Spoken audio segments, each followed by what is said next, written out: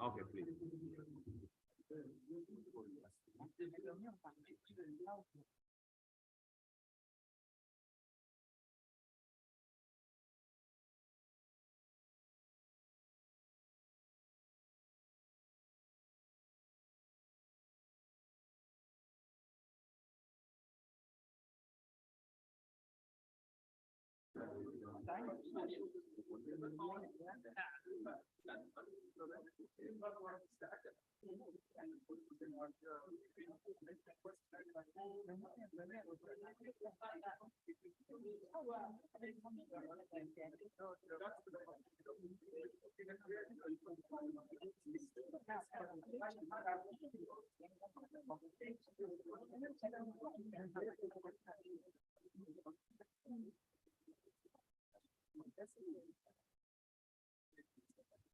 Honorable members, Mr. Speaker.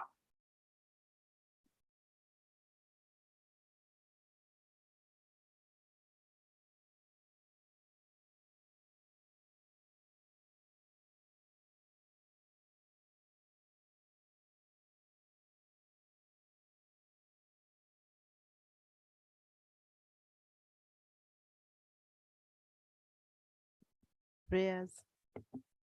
Almighty God, who in your infinite wisdom and providential goodness have appointed the offices of leaders and parliaments for the welfare of society and the just government of humanity, we beseech you to look upon with your abundant favor these your servants, whom you have been pleased to call to the performance of such important trusts in this land.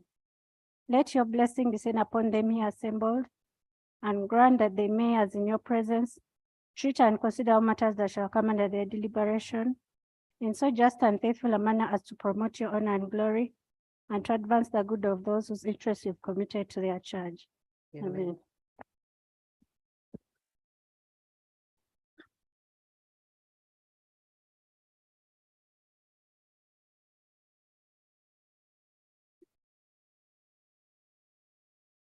Item number 2, communication from the chair. Thank you. Colleagues, we are continuing. Who is Chairperson Education Committee? I'm starting with education. I need the Chairperson Education Committee here.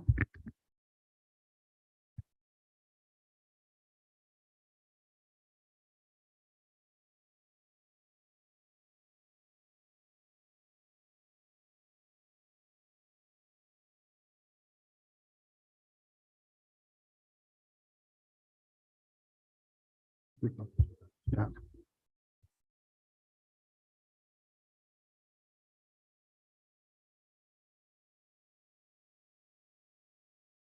Yes, we have a lot of issues to do with infrastructure. I wanted infrastructure to come next when more members have come in. But I want us to finish by midday. So I wanted to start with education. Of course, we are still part of my communication. And first, as part of my communication, I request Honorable Aporot Christine to make some announcement on my behalf.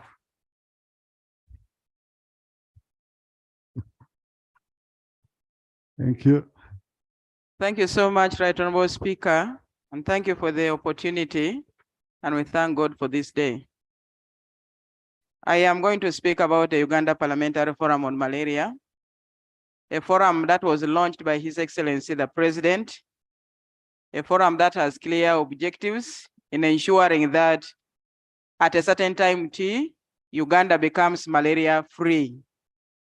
Our slogan as Uganda Parliamentary Forum on Malaria is that a malaria-free constituency is my responsibility.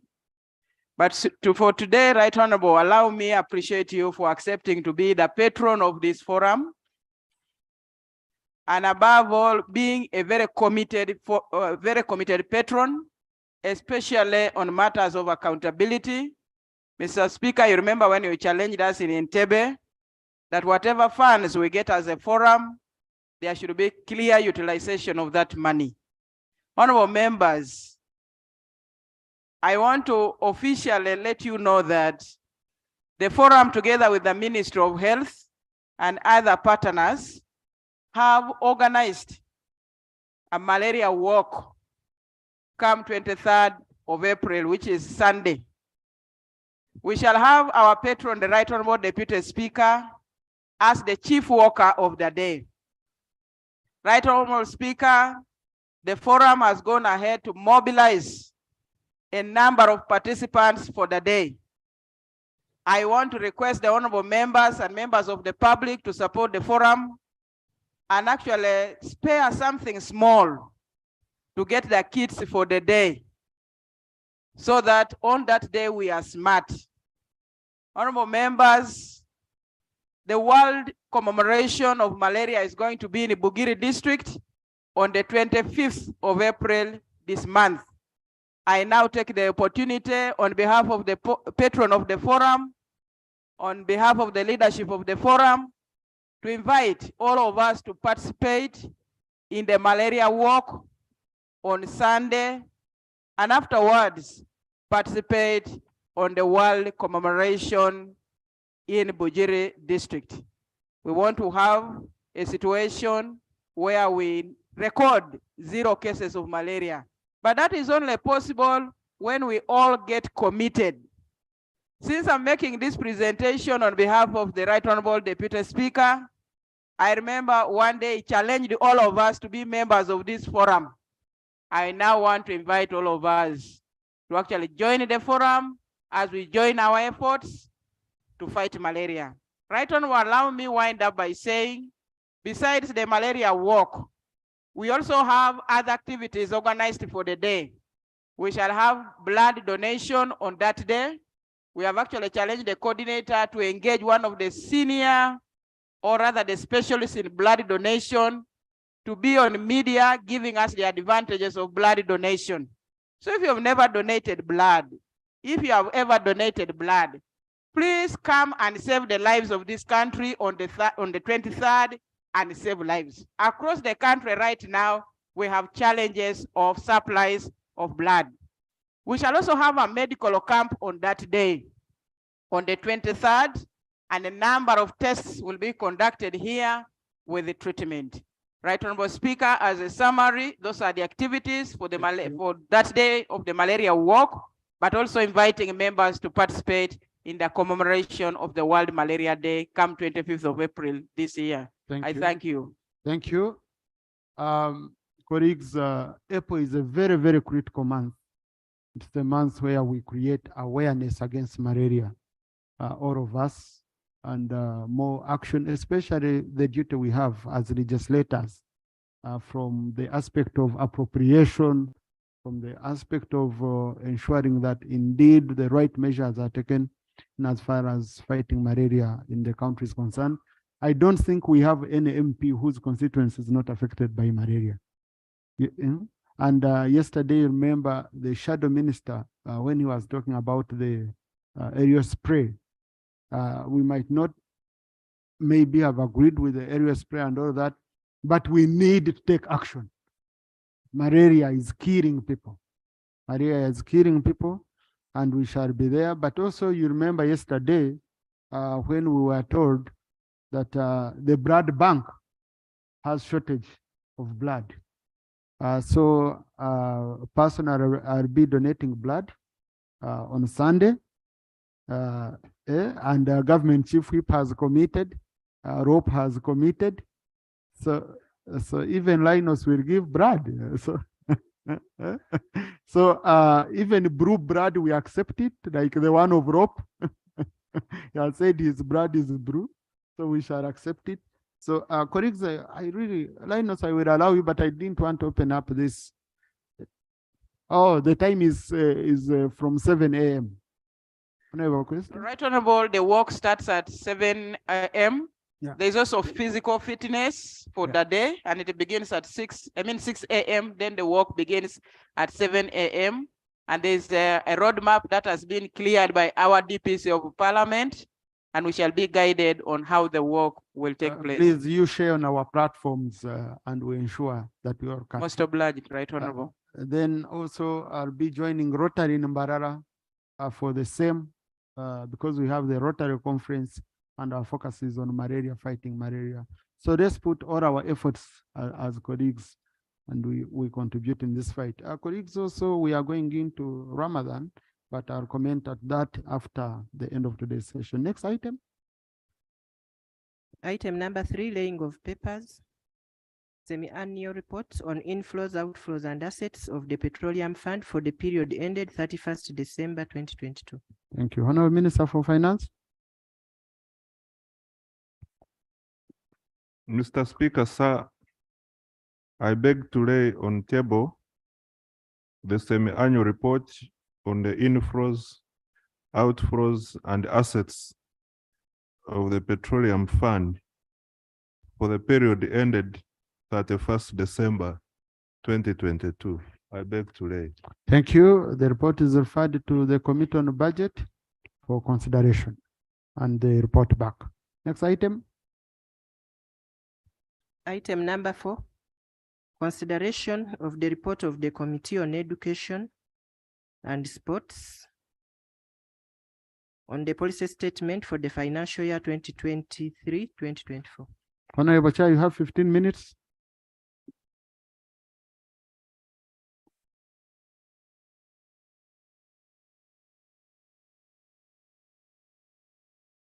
Right Honorable Speaker and honorable colleagues,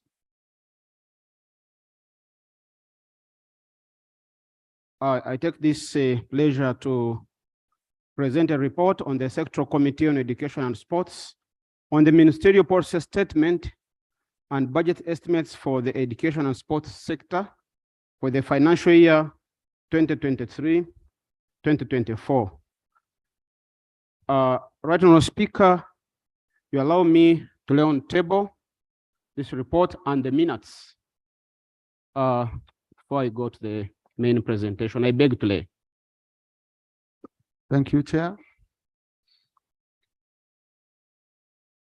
Right Honorable Speaker and honorable members, because of the time allocated to me, Right Honorable Speaker, you allow me not to go through all the details. They'll be captured on the answer Yes. for report. But briefly, the report has introduction, it has methodology, gender and equity compliance, consistency of the sub-program, objectives with NDP 3, and this goes up to, we have budget performance for half year of financial year 2022-2023. It includes all the votes under the sub-program, Mr. Speaker, and this goes up to the Human Capital Development Program budget estimates for financial year 2023-2024, and also for the Education, Sports and Skills sub-program for the financial year 2023-2024. Right Honorable Speaker, you allow me to go to the observations and recommendation, and I will be presenting this vote by vote. Right Honorable Speaker and honorable members, vote 013, Minister of Education and Sports. You allow me to read these opening remarks, Right Honorable Speaker. Under budget, we have budget cuts. The committee observed that despite recommendations earlier made by the committee at the National Budget Framework Paper, financial year 2023-2024, approved in regards to the Minister of Education and Sports, 80% budget cuts, especially subventions, the Minister of Education and Sports budget ceilings has not been adjusted to cater for those shortfalls.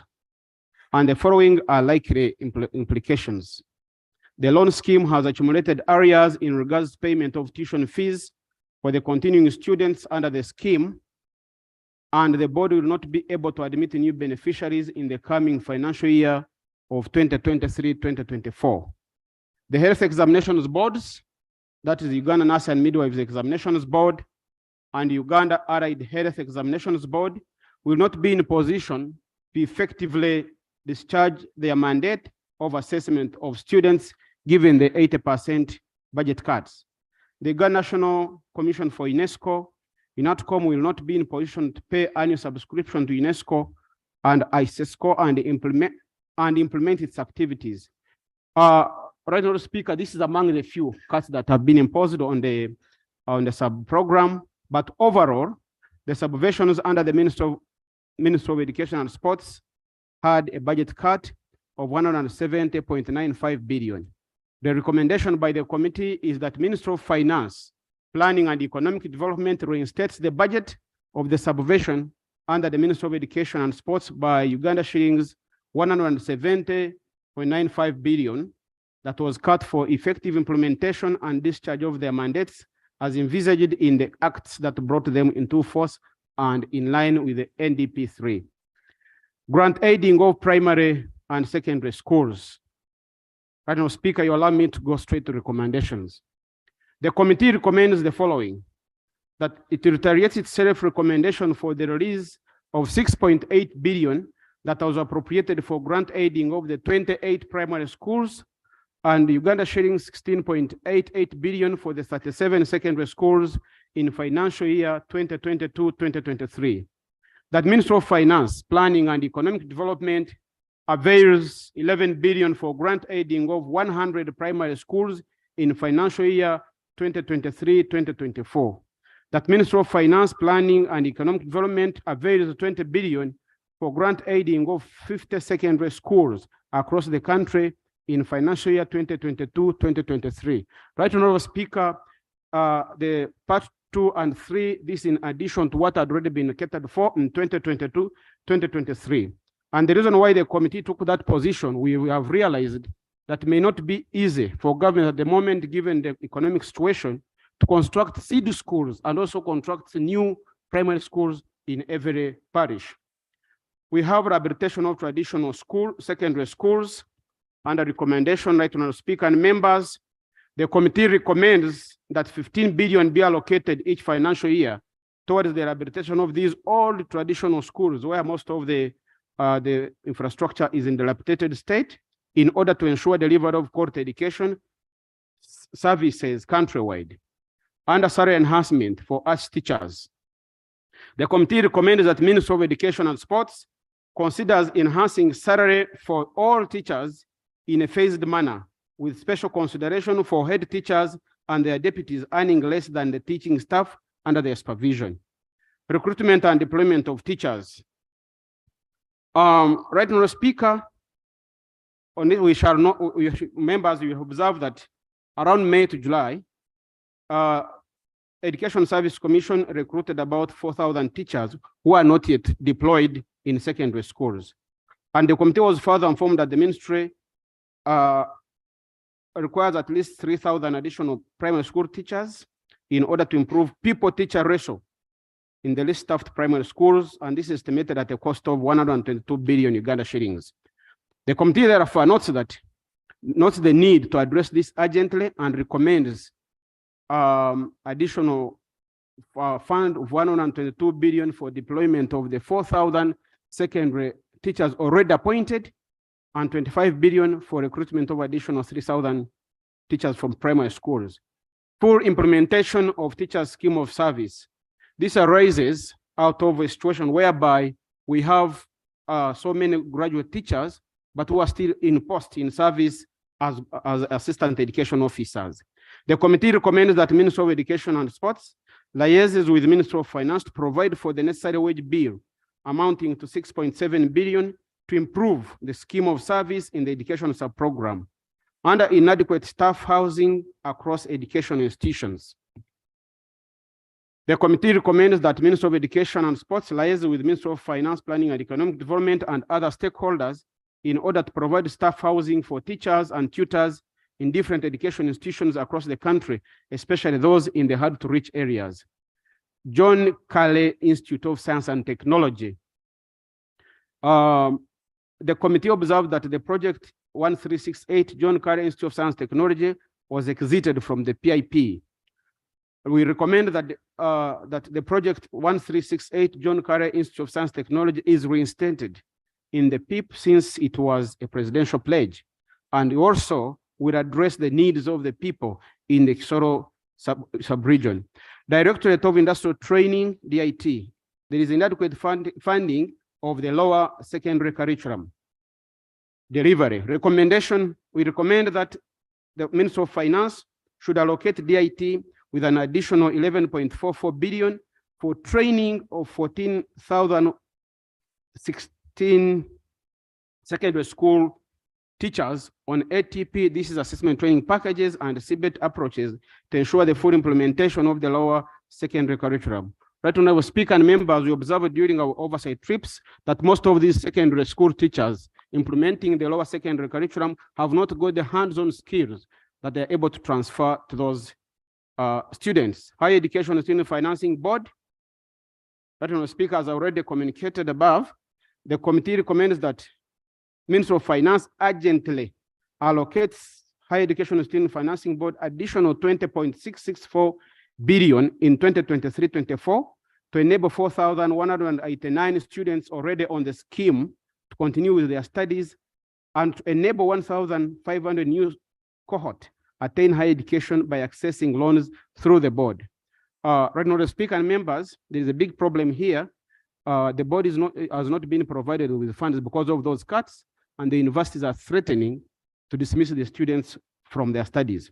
So two, Uganda shillings 14.59 billion be allocated towards clearance of fees domestic areas accrued with the various universities to avoid litigation due to non-payment.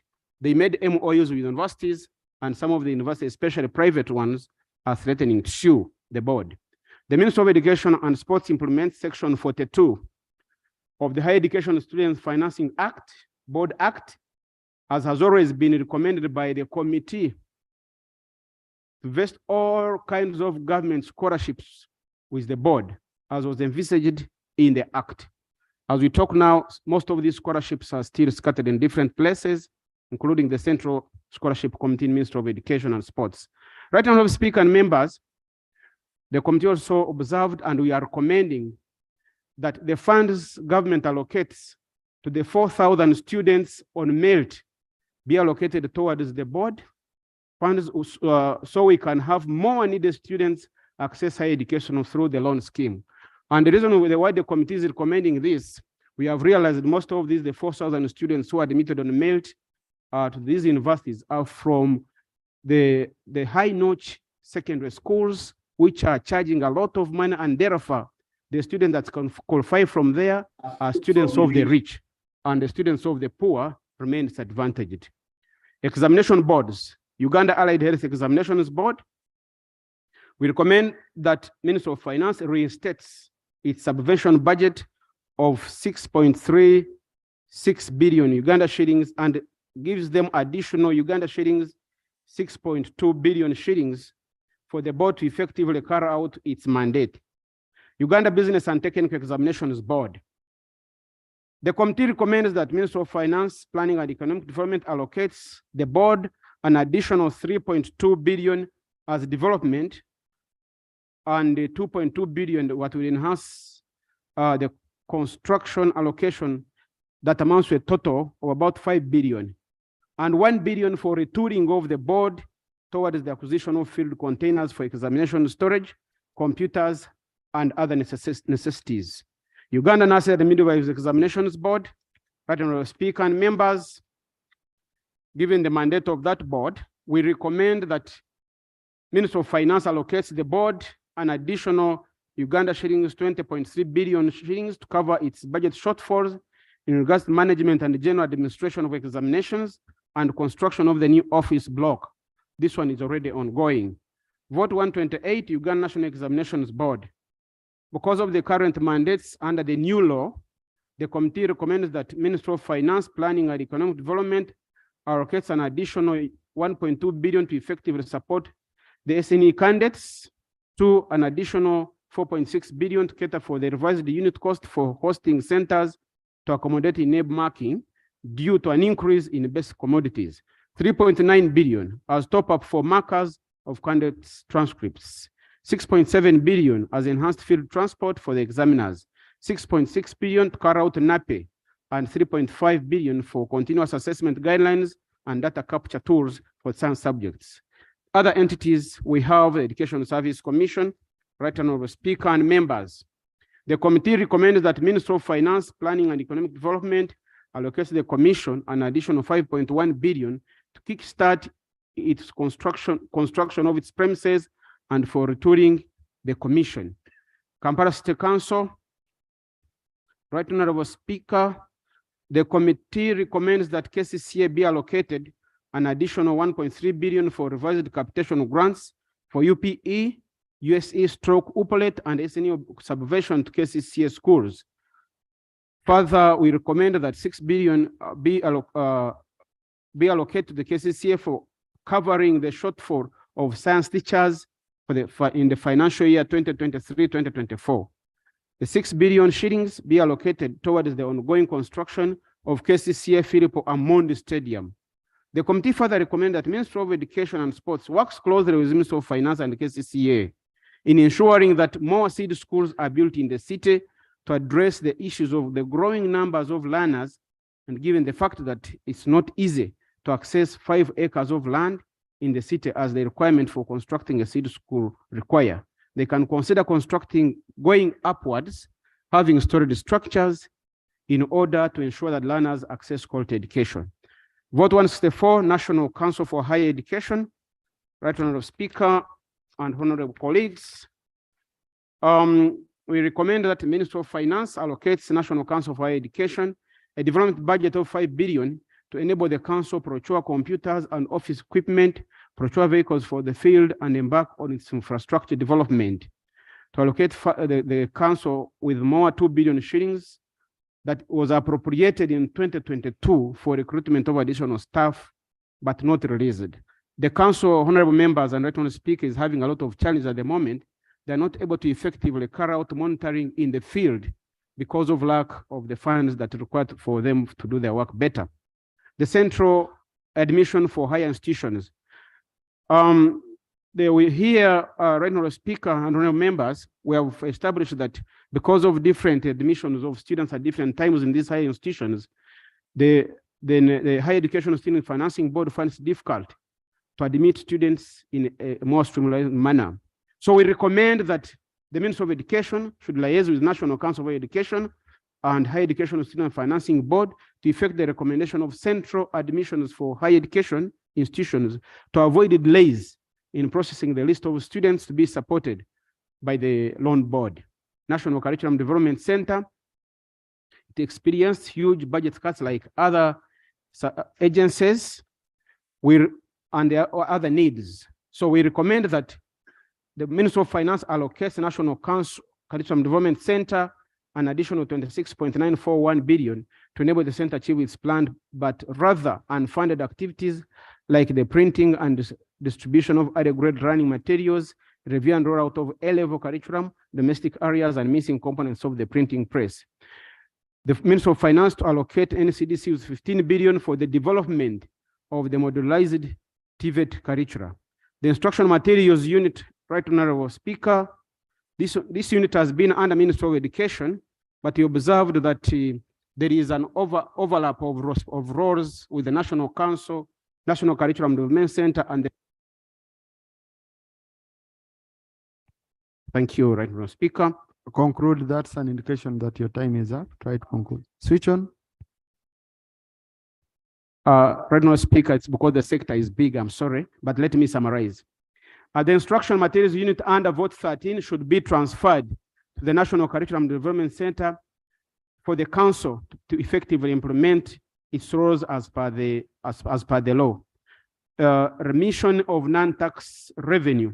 The committee recommends that Ministry of Finance, Planning and Economic Development reviews this and allows NCDC to retain 50% of its NTR collections, support textbook evaluation and other activities that require instant payment for intellectual input.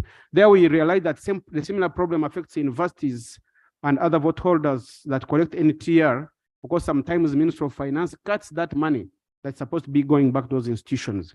Inadequate funding under the National Council of Sports.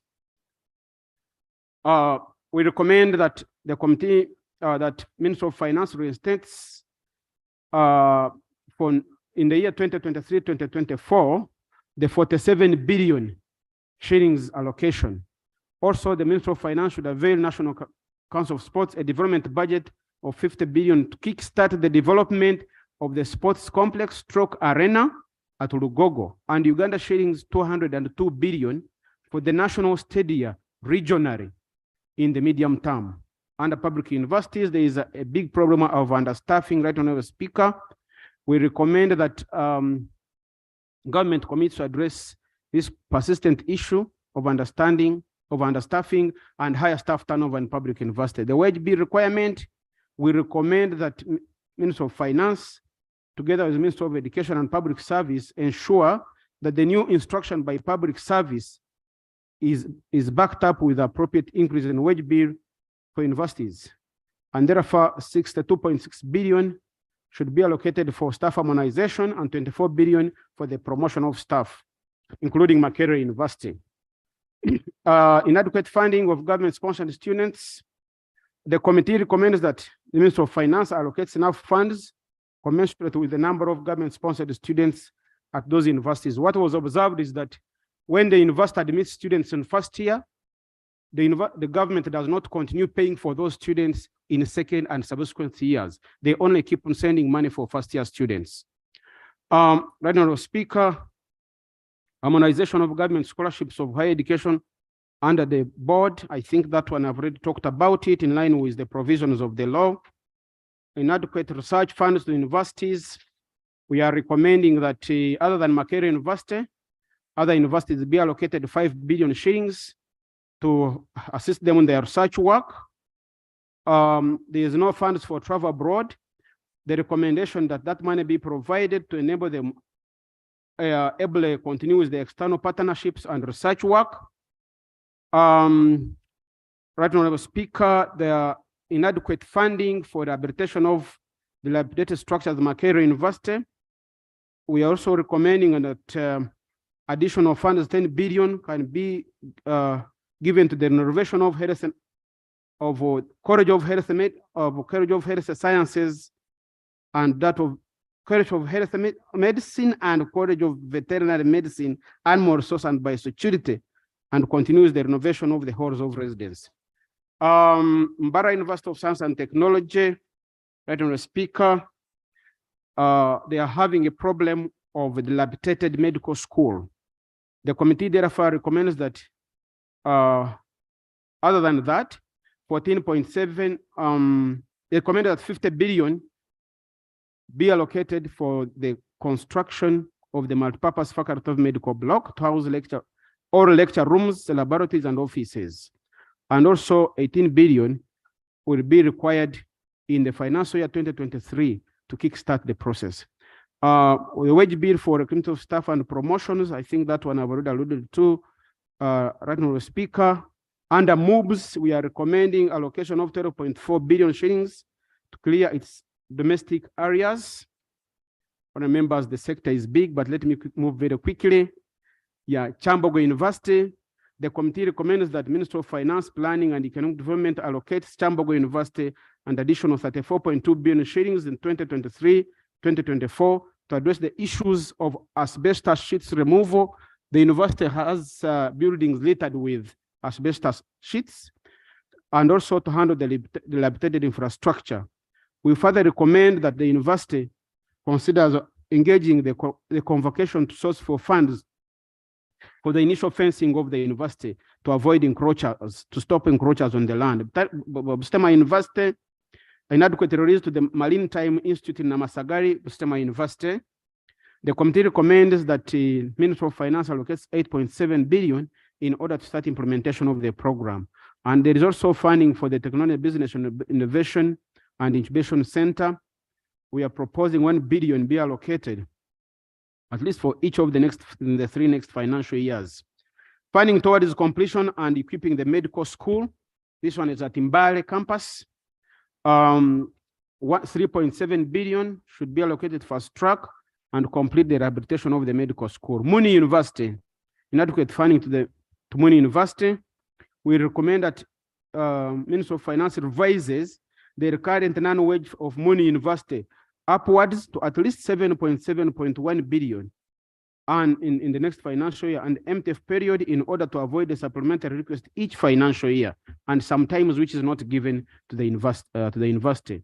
To allocate additional 8.2 billion for completion of the multipurpose hall, health science, modern laboratory, and administration annex building, and 1.2 for operationalization of a REPI, Primary Teachers College. University also needs more 4.8 billion to recruit staff. Kabbalah University maintains the development, financial to maintain the development of budget of 9 billion in the medium term to enable the university build complete its current ongoing infrastructure development. There is an additional 22.6 billion for procurement of specialized equipment and machinery. Sorete University, right now, Speaker, Ministry of Finance should allocate the university an additional 17 billion for completion of anatomy block. Gulu University, the committee recommended that Ministry of Finance reinstates the university's development budget of 11 billion. Inadequate funding for other key development projects. They should also provide 13.455 in order to undertake the construction of multipurpose building at the Students' College in Moroto and teaching hospital. Rita University, the committee recommends that Ministry of Finance allocates the investor an extra 12.6 billion for the completion of the main administration block and procurement of the necessary medical equipment for the teaching hospital. Uganda Management Institute, almost concluding, right, Honourable Speaker, we recommend that Ministry of Finance avails UMI additional 1.5 billion construction of a new classroom block at Mbare and Mbarara study centers, and 10 billion to kickstart the construction of multi-purpose building block at the Kampala campus. Mountains of the Moon Hotel. This is a new university that has come on board beginning the last financial year. The committee recommends that Minister of Finance. Chairman, make a correction. If you have been staying at Mountains of the Moon Hotel, it's Mountains, not a hotel, Mount. it's a university. Apologies, Right Honourable Speaker. I beg to make a correction. Now we Right know where you Honourable stay. In Kototo. Vote 313. Mountains of the Moon University. Very Yes. Yes. Being a new university, Right Honourable Speaker, it has still inadequate funding on it to develop infrastructure development. So the committee recommends that Ministry of Finance, Planning and Economic Development reinstates Mountains of the Moon University Development budget of 5.41 billion, additional 5.4 billion as a retooling budget, and 20 billion presidential pledge for the construction of the Faculty of Science, Innovation, and Technology. Under local governments, the committee recommends that government makes deliberate effort to take stock of all government education and sports facilities across the country with an aim of improving them with special attention to districts that are usually affected by natural disasters. We have a section on key unfunded and underfunded activities of the Education, Sports, and Skills Sub-Program. The unfunded and yet critical activities of the sub-program have been attached as annex. Right now, Speaker, it is part of what I have laid on table, and the list is here with attached. And in conclusion, right now, Speaker and honorable members, I beg to move that the budget for the Education and Sports Skills Sub-Program be approved and funded and underfunded priorities to the sector are also attached, as already mentioned above. Right Honorable Speaker, I beg to report. Thank you, Chair. At this level, we adopt, we don't approve. Approval is later, that's number one. We adopt and then we refer to the Committee on Budget, which goes through the figures, then we come here for approval, okay? Thank you, Right Honorable Speaker.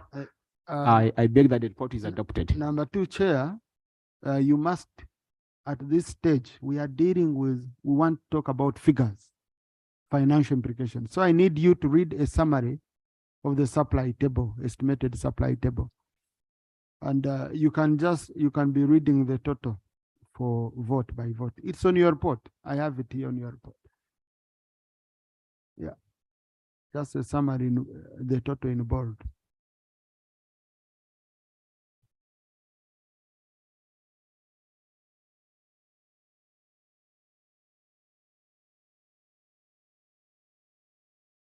Kind of switch on. Right Honorable Speaker, this is indicated as on table 13. For vote 13, Minister of Education and Sports, total recurrent, the figures are in billion of Uganda shillings. No, oh, you didn't put the whole total together. Okay, yes, you can do that. Total recurrent is 159 billion 937 million 277,000.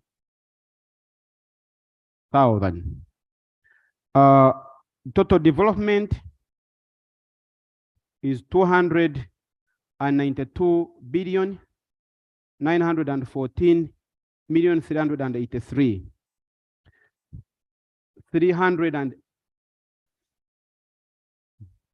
292 billion 915 million 383,000. Vote 111, National Cultural Development Center. Total recurrent is 20 billion, 144,615,000. Total development is 3 billion, 74,000 million. Vote 128, Uganda National Examinations Board. Total recurrent is 114 billion, 658,450,000. Total development, 11 billion, 544 million. Vote 132, Education Service Commission. Total recurrent, 8 billion, 35,820,000. Total development, 2 billion, 436,410,000. Vote 164, National Council for Education. Total recurrent, 12 billion, 102,335,000. Total development, there's no development component here. Vote 165, Uganda Business and Technical Examinations Board. Total recurrent, 24 billion, 654,802,000. Right now, speaker and members. Total development is 2 billion, 800 million. Vote 116, National Council of Sports. Total recurrent, 16 billion, 966,514,000.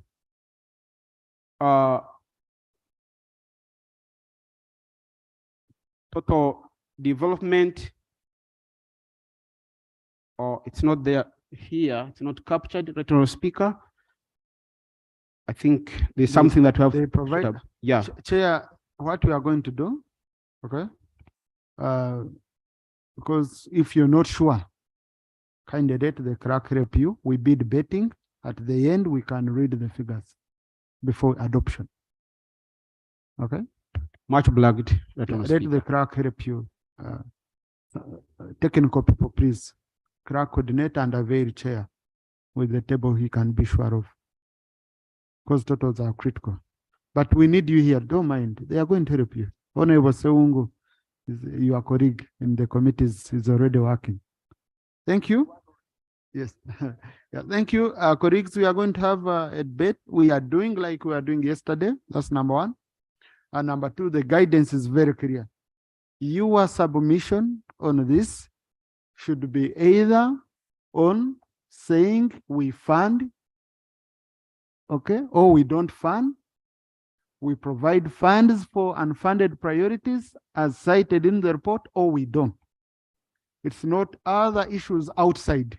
You don't bring in issues outside the report. That's number one. Number two, it should be very clearly on issues which the budget committee is going to consider.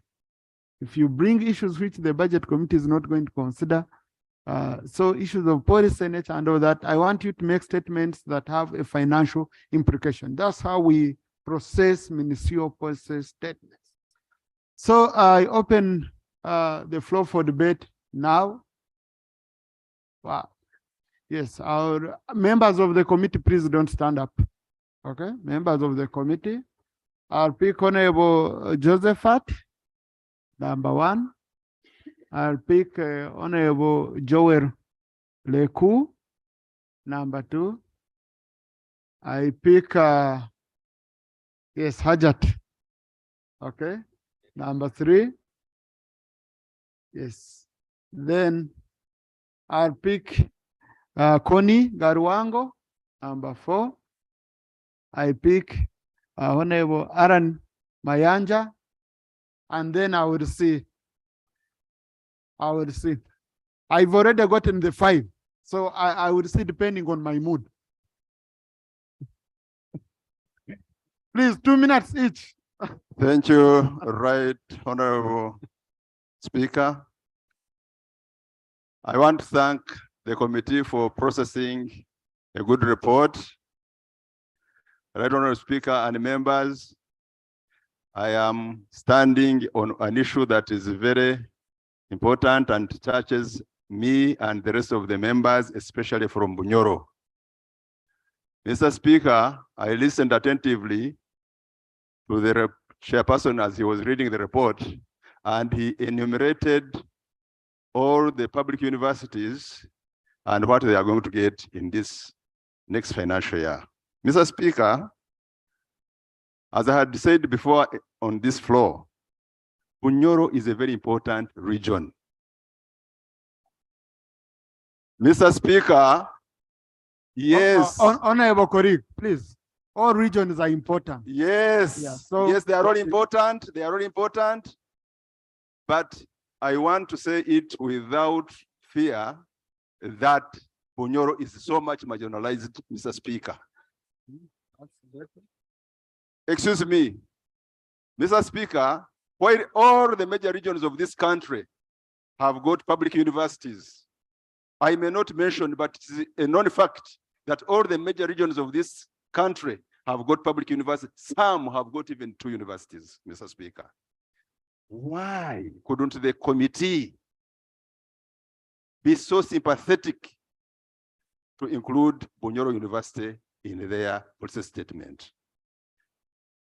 Mr. Speaker, last financial year, there was a patry, just a small budget provision of only 2 billion shillings. And Thank you, Honorable. Mr. Speaker, Yes, now we just no, we don't work Excuse that way. It's 2 minutes. Joel? thank Colleagues, you see, you are 2 minutes, you determine how to use them. Thank Joel? you, Right Honorable Speaker. Right Honorable Speaker, I would like to bring the attention of the House on the grant aiding schools. I thank the committee for putting that in the budget. Right Honorable Speaker, the primary school that appeared in social media, where there was one teacher in a class of about 500 pupils, is in my constituency. We really need to aid these primary schools so that we get more classroom blocks for them. It is more appealing when we continue to see retooling in the budgets that have been read. If you put all these figures together to the education sector, I think we'll be able to get more school blocks for these institutions. Secondly, Right Honorable Speaker, there are schools in the borders of Terego and Madokolo. These schools, the UP, there are 3 schools, Ochea, Odobu, and Arewa.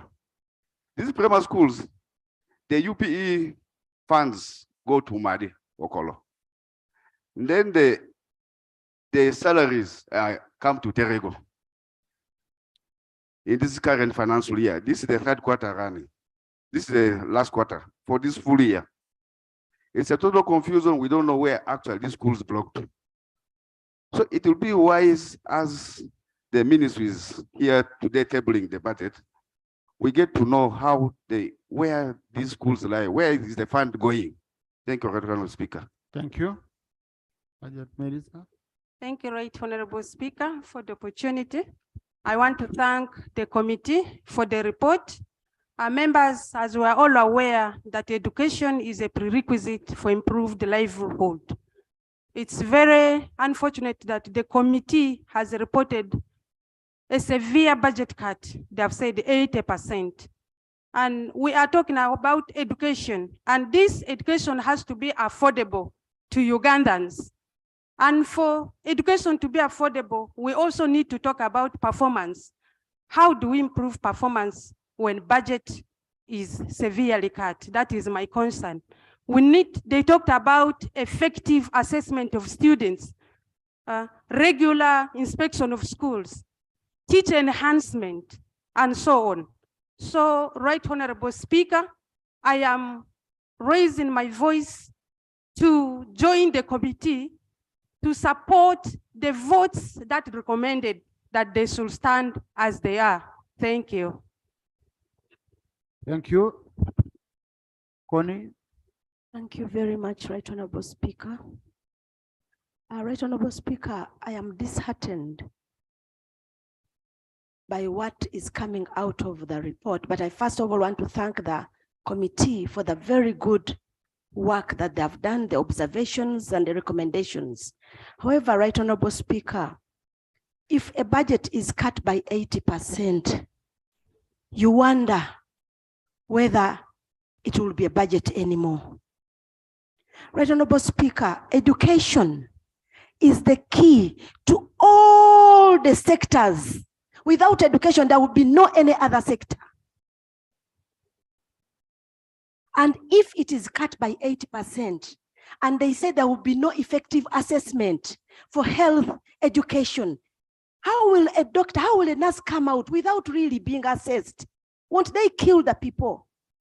I really pray that we reinstate these monies, that there is really money for assessment and for other people, because if there's nothing in education, nothing will go on. Right Honorable Speaker, the loan scheme is for the child of the poor, and they are the majority in this nation. It's only the children of the rich who get government sponsorship because they can afford good schools. Now, if at all this peasant's child has, they even say there will be no any more release, no any more recruitment for loan scheme, I am bleeding at my heart because of the Ugandans that are going to miss education. And if they miss education, we'll have thugs all over the country. But the best we can do for them is to give monies for loan scheme so that at least they will become somebody. Aaron Kisa Ojara. Thank you so much, Right Honorable Speaker, for the opportunity. Right Honorable Speaker, my concern is about the salary enhancement for arts teachers. Honorable members, we are here because of teachers. These teachers need to be, their salaries need to be enhanced so that they are increased, so that they are in a favorable environment, so that they can teach our children in a good environment. So this should be done as soon as possible. And the Minister for Finance, you committed yourself to increase the salaries for science teachers, but you have failed. The science teachers are suffering in Nakaseke. Even science teachers, they committed themselves. The president committed himself to increase the salaries for these science teachers. But they are in Nakaseke district, they are not being paid for 2 months. I raised this matter. You have sent just 1.6 billion, but they are still suffering. So their salaries need to be enhanced as soon as possible. And secondly, it's about to grant aid in primary and secondary schools.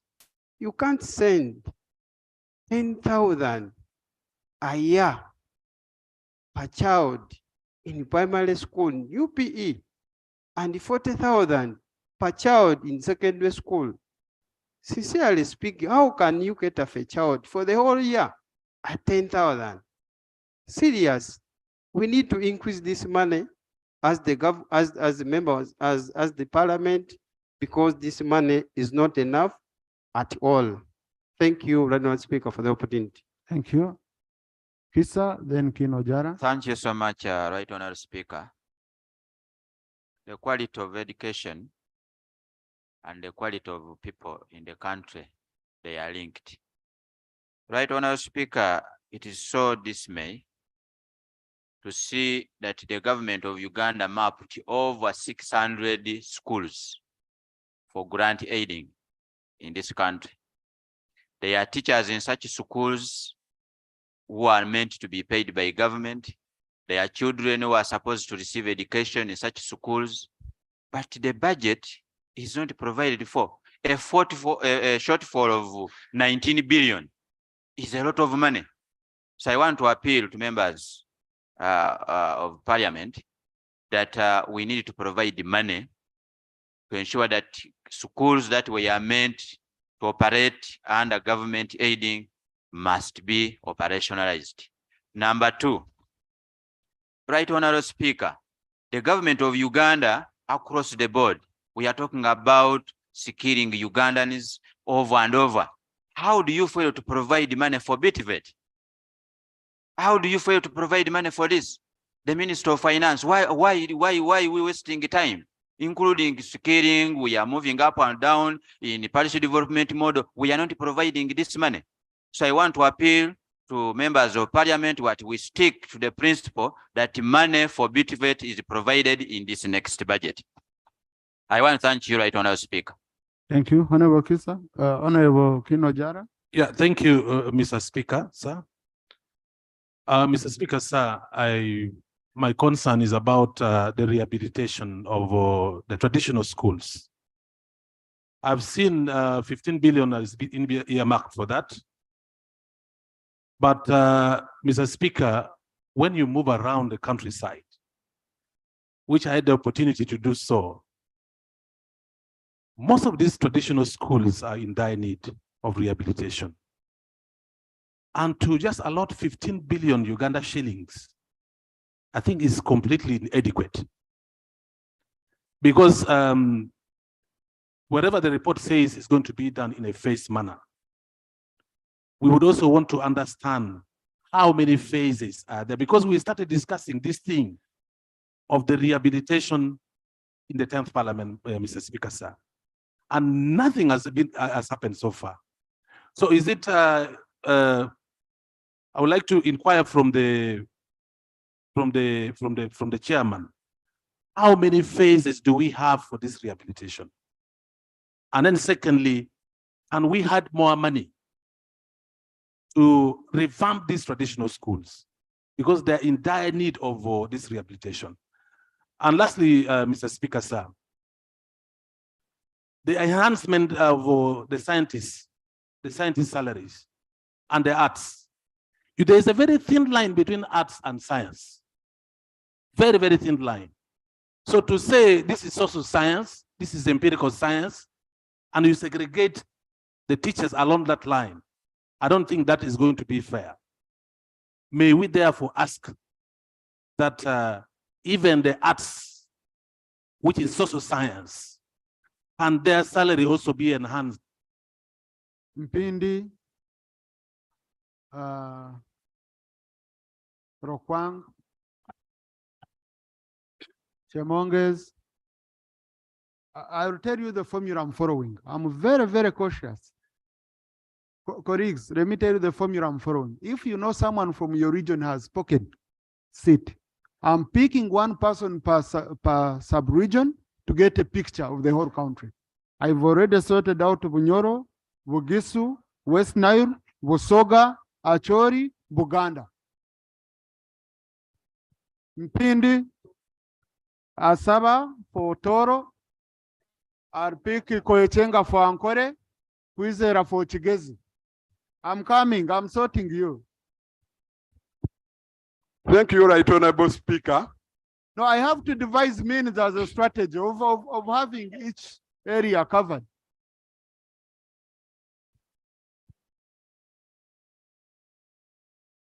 Thank you, Right Honorable Speaker. Right Honorable Speaker, I'm raising in regards to special needs education. And when you look at the report and the budget, the special needs education has been left out. And Right Honorable Speaker, you wanted to know the reason why children with hearing impairment failed the PLA exam last year. And one of the reasons was about funding. And it is continuing to be the same. We lack special needs school. Government committed to construct some special needs school for those who cannot go in these inclusive schools. But time and again, that thing has not been addressed. I pray that the budget for special needs be increased for this financial year. Thank you. Rokwang for Karamoja. Thank you, Mr. Speaker, for the opportunity. Mr. Speaker, Article 36 of the Constitution talks about the minority groups. And Article 32 talks about the marginalized communities. I am here on affirmative action that the communities that I represent, like the Batwa, like the Bennett, the Tepeth, the Ik, are not benefiting from these affirmative action programs. For example, the scholarships that they are given. I have never seen any Bennett or a Tepeth or a Batwa getting a scholarship, special scholarship. Then the other issue on the issue of the schools. When you go to Ik, for example, Mr. Speaker, I have 5 primary schools. 3 are community schools, and they stop in P4. And I have only 2 government-aided schools, and we don't benefit even from these grants. Now, where is the affirmative action? Are we implementing Article 36 and Article 32 of the Constitution?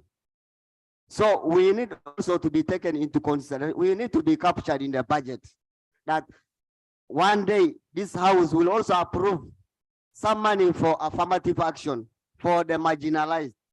I'm not only talking about the minorities, even women, even the disabled, and other groups that are not captured. Thank you very much, Mr. Speaker. Chemonges for Sebei. Thank you so much, Mr. Speaker. First of all, I want to thank the committee for coming up with this report. However, the report is not comprehensive in the way that we have not considered traditional schools properly, because I have seen all the 15 billion allocated to traditional schools, and all of us members have got very old schools which have no structures, but teachers are earning. But when they have nowhere to, when they have no structures, for example, I have about 3 town councils without schools, and one have a very old school, but teachers are earning salaries. Then another issue which is serious is on the loan schemes. This one we can all agree as members that the loan scheme is not doing us any favor in the country, because when you look at the names that come are actual names of people who are able to pay for their school fees in the universities.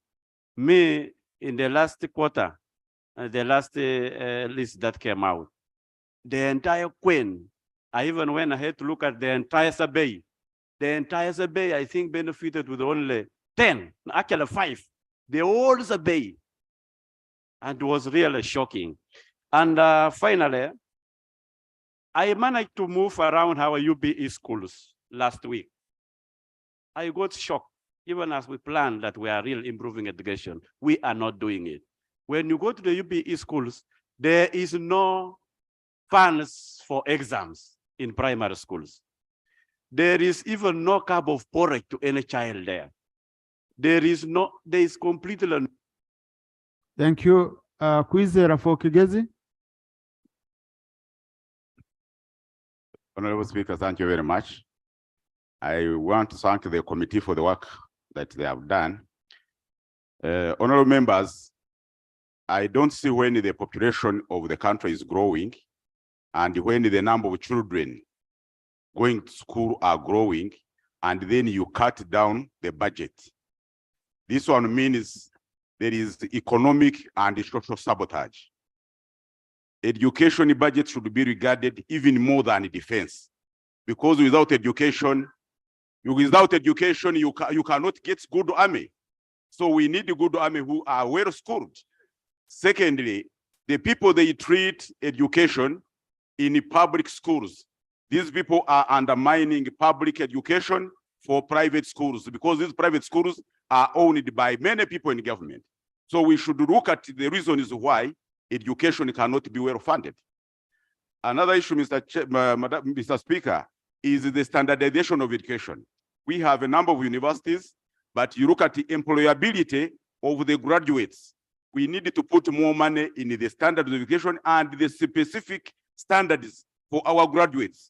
Because in this region, you may not recruit you graduate from other universities. You may find it is only Makerere, Chambogo, Nkozi, KIU. So you find that we have no standards kept at the education because of poor budgeting.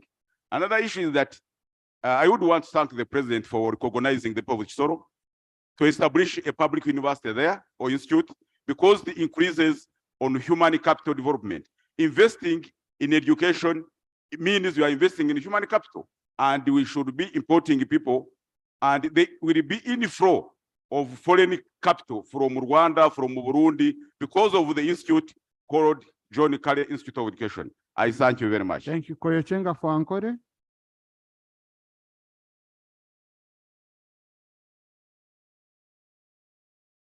Thank you very much, Right Honorable Speaker. Right Honorable Speaker, I also want to thank the Chair of the Education Committee for the report, but I have a few things that I noted. Right Honorable Speaker, the issue of understaffing of seed schools and government-aided schools. If you look at the report and what they gave us, they showed us that there is a gap of 43% understaffing. And of course, this is very, very, very bad, because government has put in money to build some of the seed schools, and put in money in some other schools, but those schools, you go there and there are no teachers. Children are just loitering around, and they are not studying, in other words. So and when you try to inquire, the district will tell you about the wage bill at the district. They cannot recruit teachers because there is no money. Right, Honorable Speaker, I think we need to do something about that, and maybe we add more money. Right, Honorable Speaker, another issue that I looked at is the issue of 8 billion located to start the renovation of Makerere halls. Right, Honorable Speaker, this is a mockery. 8 billion is too small. For those people who know Makerere, who have been in Makerere, when you go there and look at those halls, you feel like crying. 8 billion is nothing. We need more money to work on those, to renovate our halls so that our... Thank you. Babunji for Renzori. Thank you so much, Right Honorable Speaker, for the opportunity. I'd also add my voice to thank the committee for the report. But my comment is about salary enhancement for all the teachers. I support there should be equality in salary enhancement.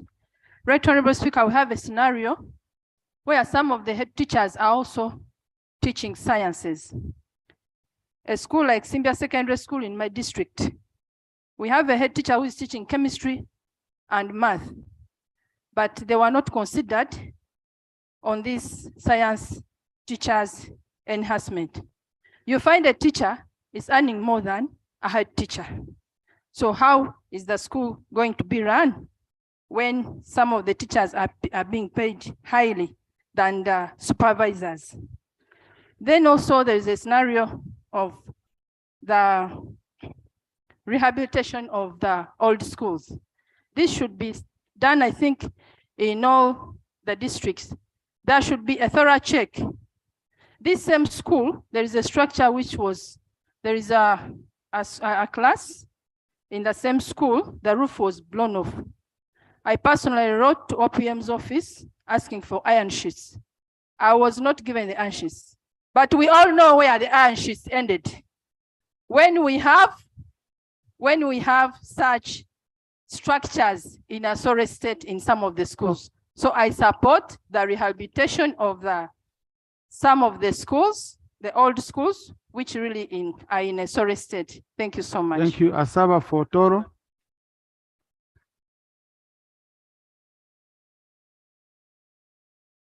Thank you so much, Right Honorable Speaker, for the opportunity given.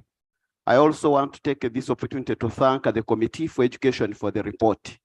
Right Honorable Speaker, I have a very serious concern in my constituency, and I think in other areas.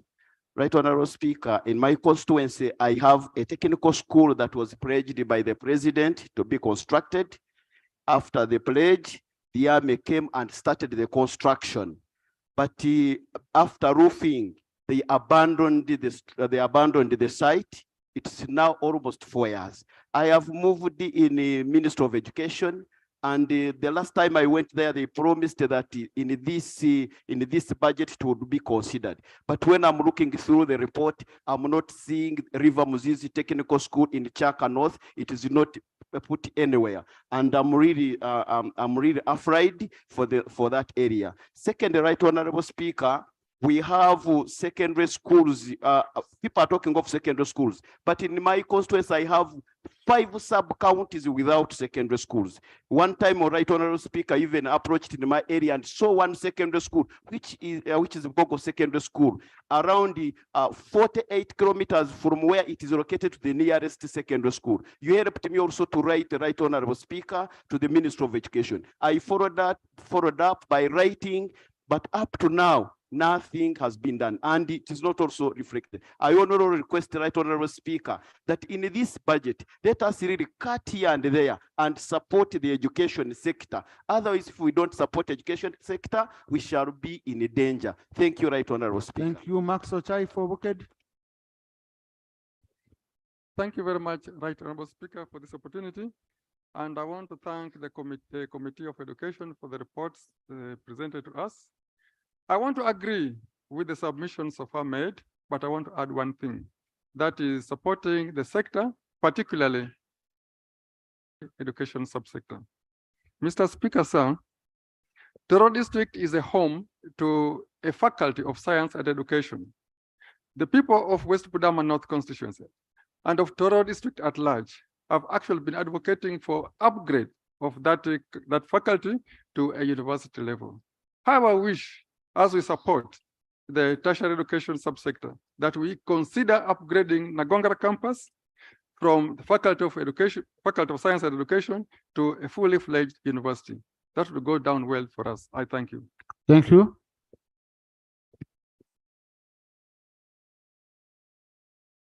Lango.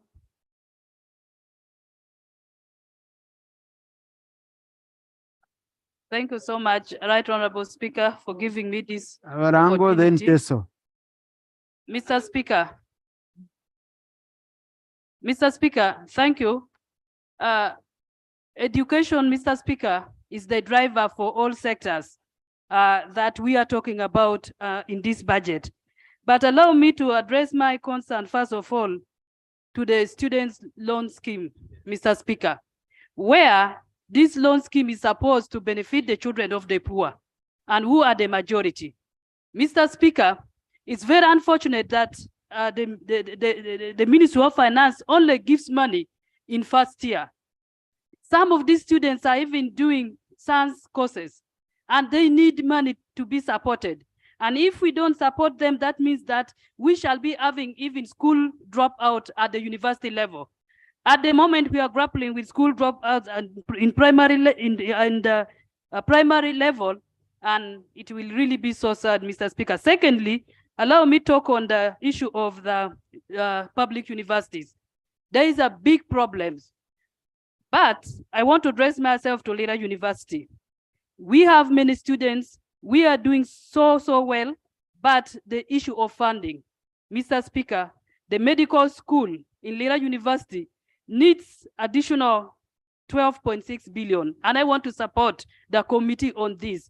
And also, I was reading the issue of the staffing level in this public university. It's not mentioned by the committee, but Lira University has only 27%, Mr. Speaker.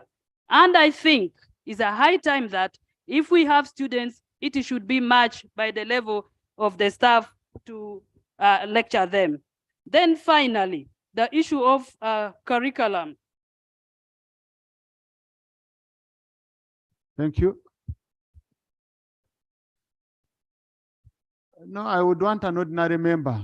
It's a minister, you sit in cabinet, and but since I failed to get an ordinary member from Teso, I'll pick the minister, Echweru. I really, because you know the regions which have not I want to submitted, thank you, I was trying Speaker. to delay. Thank you for your flexibility. You're a member of the committee. Mr. Speaker, I first want to thank the chair of this committee for, Mr. Speaker, my request to the committee and the ministry, my colleagues, is that last financial year, they had allocated resources for rehabilitation of some traditional schools. And unfortunately, because of, I think, procurement challenges, they did not implement that. And Teso College, for example, is one such a school. I did go with the Honorable Gwang, Minister of State, to launch, but we advised that there were still some issues to be resolved. My prayer is that that resource is ring-fenced so that we don't really abandon those traditional schools in as far as rehabilitation is concerned. I thank you. Thank you. Thank you, Honorable colleagues. Honorable colleagues, I want to thank the chair and the team and your contributions. Of course, there are issues which are very unique to the education sector, which I've seen by policy, it would be gravely affected. For example, travel abroad. Now, if you move travel abroad for like universities, when they have external examiners, how will they work? When we are not funding research, universities travel, meeting different agencies. For example, like you find the university has a budget of research of $100 million. That involves engaging stakeholders because the money we are giving to research is extremely so small. So, Honorable Minister, I think you said case by case basis.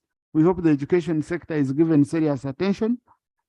Two, National Council for Higher Education. Now, if you want degrees of universities to be recognized globally, to be considered that they are very important, we must have curriculums which are approved. We must have universities that are well assessed. But now we are increasing the number of universities without increasing funding for National Council for Education that is able to give reports. So you find they have a huge backlog. And that backlog, it means universities are going to be teaching courses which are not approved because the council is not well facilitated to recruit staff to go do assessments and approve. So how are we going to be assessed globally? So it means our universities are going to be affected in terms of ranking. Once they are affected, we shall not attract good research funding. That's number one.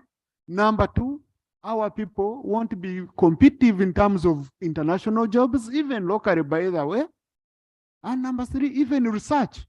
You know, all this will be clearly affected. So National Council, I know their issue. I was in the higher education sector. They need very, very critical affirmative action, Honorable Minister. They don't even have computers. These are universities that are employing very strong softwares, and you have a regulator who is lame duck because of lack of financing. Even the money we brought for this financial year, Honorable Minister, kindly intervene. They need, I think they needed like 1 billion for the computers and all that to be able to assess, to be able, but they are not able. So, Honorable Minister, please, we request you take intervention. In this era, we still have a university that has asbestos roofs. Really? After they have been declared cancer, causing cancer? Just a roof? A roof? Really?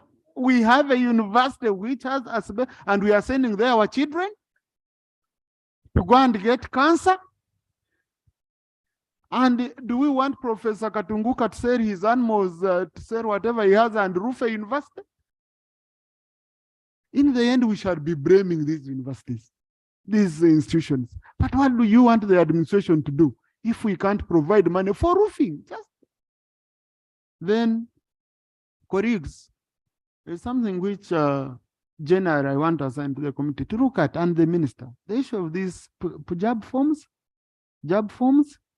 the cost, it's very painful. I got a very painful experience in my constituency. I have come to discover many children from poor schools are not able to fill these forms. They cannot afford. because of the cost. And a very good example, some of you have come to my constituency. I have a part which neighbors the national park. One of the areas more is forgotten. Honorable Chwer went there, and he was, they call it even Congo. Now, in this area, the students who study, some of them, they study thinking, I can only qualify to go to maybe a primary school, I can qualify to go to teach. That's all we know. They don't have high hopes. So, but these last exams, the only school that has A level in the area, I think they had around 7 students or what, I can't remember very well. We got one student who is partially blind, couldn't use your brain and what machines, but managed to squeeze through. He scored aggregate 20. The student had not filled Punjab, so cannot qualify for government. Another lady whose process of education, I cannot narrate here, got 19 points, had not filled Punjab. Reason being, cannot afford. So, whom are we educating at the university? We are educating those who can afford. That's a very good example of showing you those who cannot afford are even going to miss out on opportunities, because even the opportunities you call government sponsorship or free have money tagged on them. Those who cannot afford that money cannot get those opportunities. I'm giving you an example. This last exam, 2 students. What ends up happening, colleagues, if it was in your constituency? The burden is going to go on me as a member of parliament to educate those children, because I cannot leave them to suffer. I'm going to ensure they become lawyers. Maybe they can transform the community. I'm going to pay. But now the burden, if we don't address this issue, the burden will transfer to you. Today it's me, tomorrow it will be you.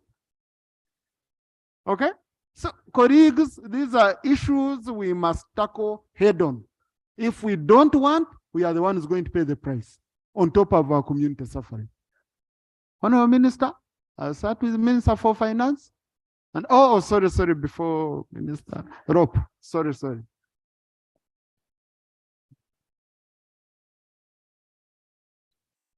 Thank you so much, Honorable Speaker. Honorable Speaker, before the Minister of Finance can come in, there is a new terminology that has been coined by all ministries, which is used in presenting reports, and it is called retooling. Can the Minister of Finance help us to define what this retooling is, so that we don't pass reports with subversive statements and we end up where our colleagues are ending? But 2, Right Honorable Speaker, there are many budget cuts in the Ministry of Education. We are told of securing our future. How is this future going to be secured? How are we going to progress steadily when there is no money in education? Right Honorable Speaker, the Ministry of Education recently recruited 4,500 teachers and gave them appointment letters. But they are not posted, but they have appointment letters. They may end up suing government. They come to us, they go to a secondary school, they are told there is no press here. They cannot be pressed there, but they have appointment letters. We need money for all these teachers. Right Honorable Speaker, my colleagues have talked about loan scheme, the higher loan scheme. Instead of 27 billion, only 5 billion has been provided. This means that those who are already in universities may be discontinued.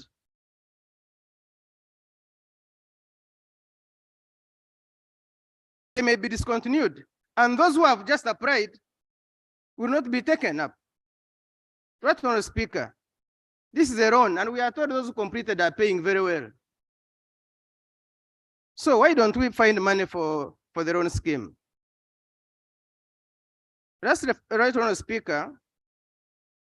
The 15 billion for rehabilitation of traditional government schools is little money.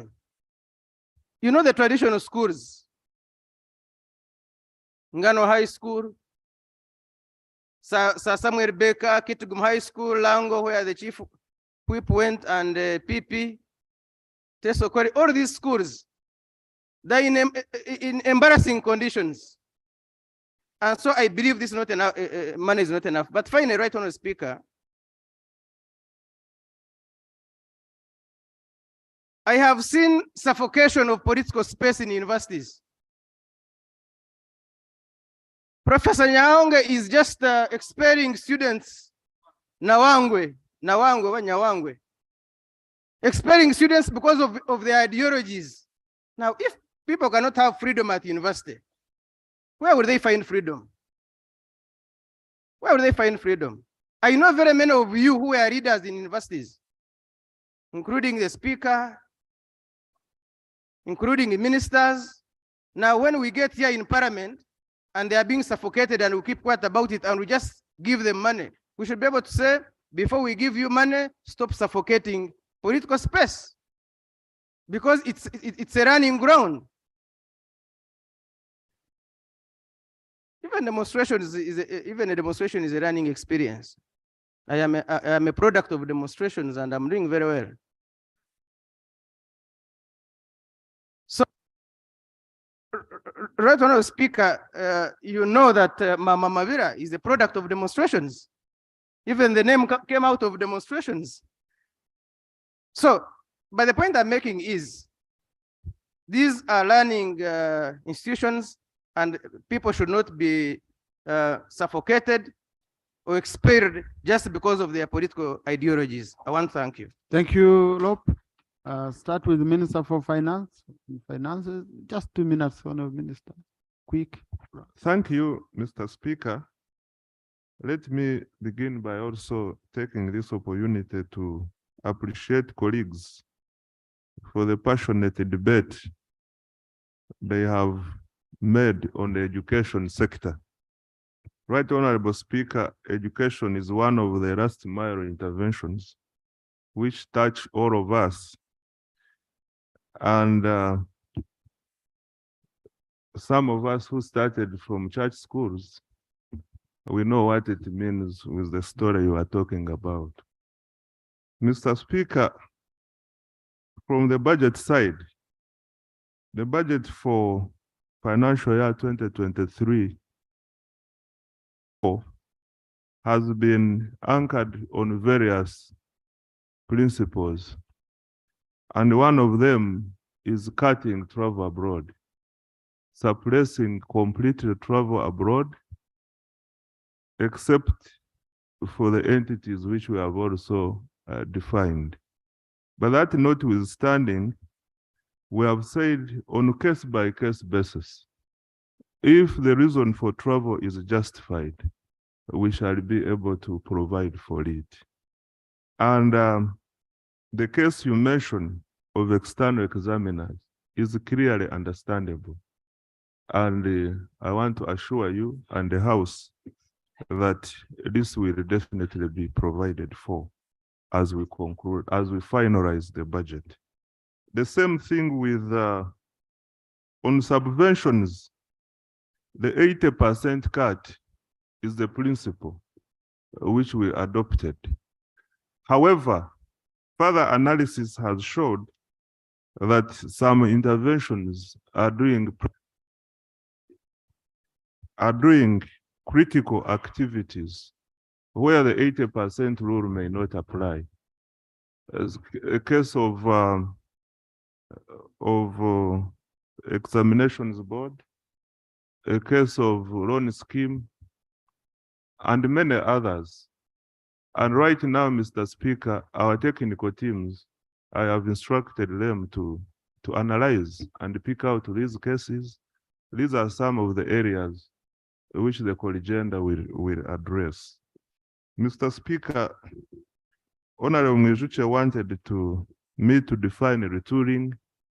In a budgeting sense, retooling captures items of building, captures items of computers, captures items of motor vehicles.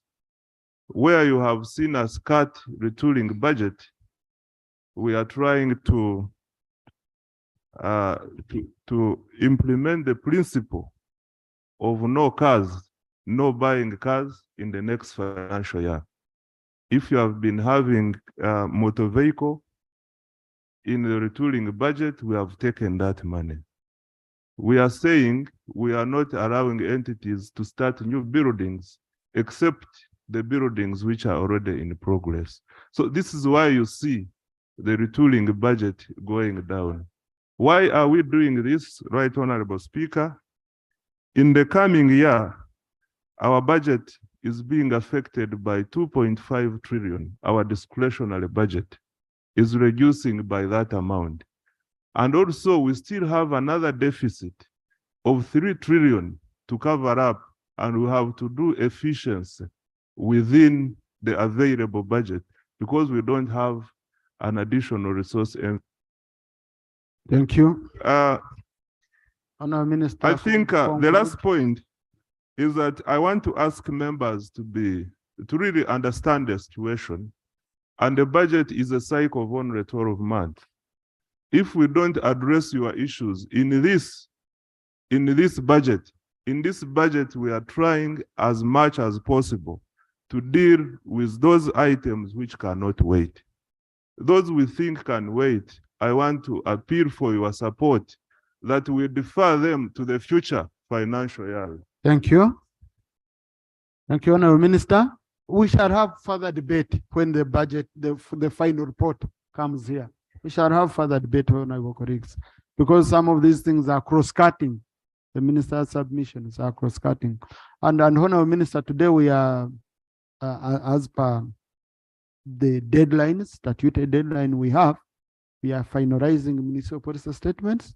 So I expect you, indeed, like you said, to get all recommendations from all municipal policy statements.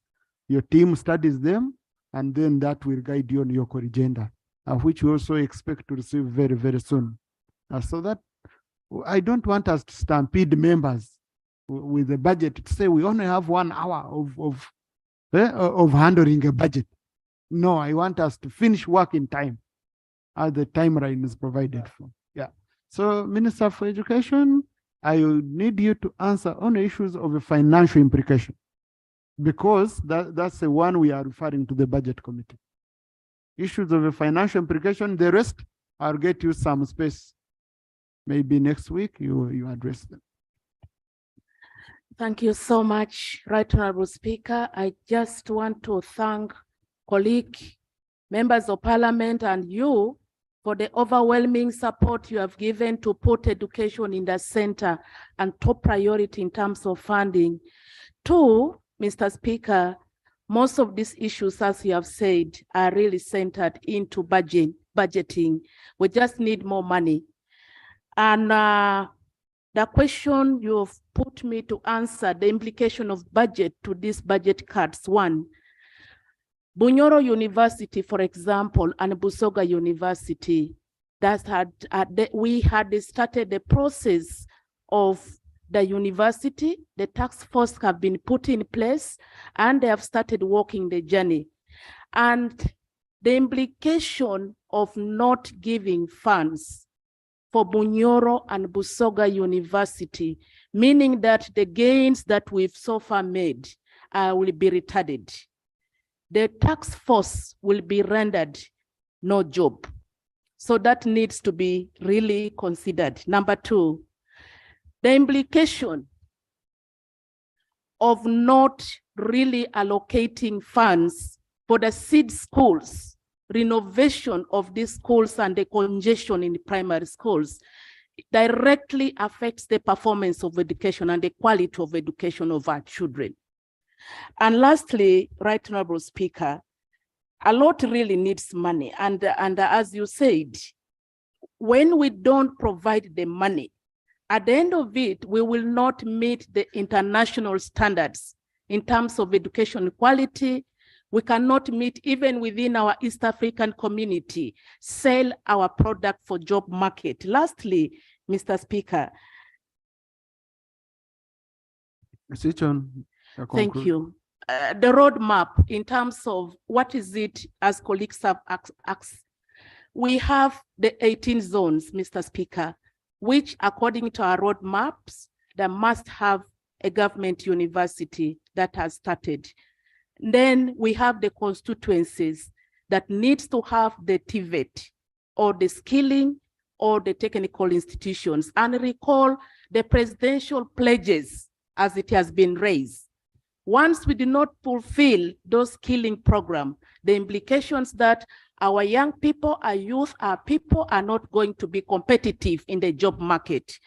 Then sub-counties were to have the secondary educations in every sub-county.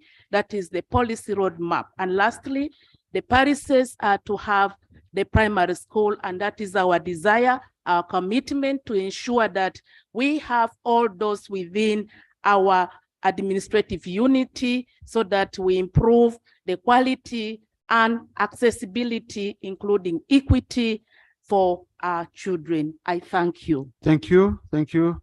No, please wait. A procedure?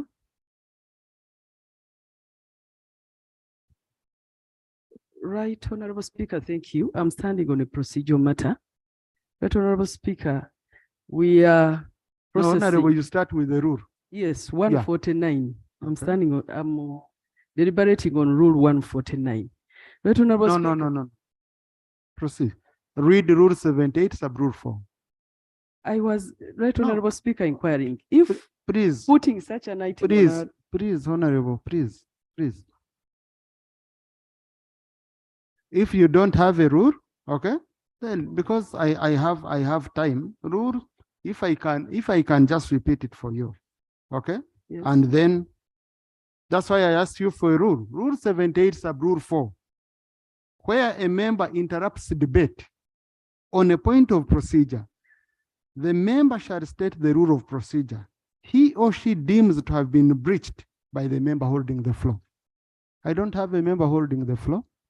I don't know which rule is being breached. So, honorable colleagues, let's move on. So, honorable colleagues, before I put the question, Honorable Chair, you raised the issue. Honorable Minister, you talked about retooling. The issue of asbestos. If that is covered under that, kindly let us set up, because we shall be sued in future. Early morning, I received a message from a resident in Arua who said, Right Honorable Speaker, you're going to be debating education, I'm told. There is the Mvara Secondary School, one of the traditional schools in Arua, still has asbestos roofs. Let us identify those schools. Chambogo. Honorable Chair, I need you to read the supply table, the figures. Right, Honorable Speaker and the honorable members. I'm sorry, actually the supply table doesn't have any issues. The figures that are appearing here, both for recurrent and development, are the ones that are in the appropriation bill draft estimates. So the figures are correct. So thank you. I'd reached at vote 166, National Council of Sports. You allow me to repeat the recurrent total provision is 16,966,514,000. Total development budget, 0. Makere University, Kampala, that's vote 301. Total recurrent, 346,669,558,000. Total development, 19,072,698,000. Vote 302. Mbara University of Science and Technology, total recurrent, 54,295,000,000 total of thousand. Total development, it is 3,764,047,000. Makerere University Business School, that's vote 303. Total recurrent, 103 billion, 103,575,000. Total development, 2,125,530,000. Vote 304, right honorable speaker, that's Chambogo University. Total recurrent, 131 billion, sorry, 131,291,738,000. Total development is 1,710,496,000. Vote 305, Bustema University. Total recurrent, 52,112,193,000. Muni University, that's vote 306. Total recurrent, 24,080,694,000. Total development, 4,752,000,000. Vote 307, Kabari University. Total recurrent, 56,011,281,000. Total development, 2,586,568,000. Vote 308, Soroti University. Total recurrent, 22,879,364,000. Total development, 1,257,362. I beg your pardon. Total development is 1,257,362,000. Vote 309, Gulu University. Total recurrent, 61,529,303,000. Total development, 1,671,020,000. Vote 310, Rila University.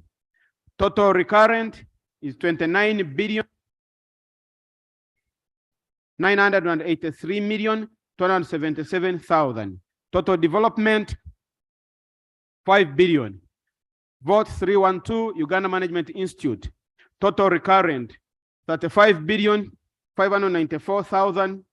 35,594,073,000. Total development is 1,320,000,000.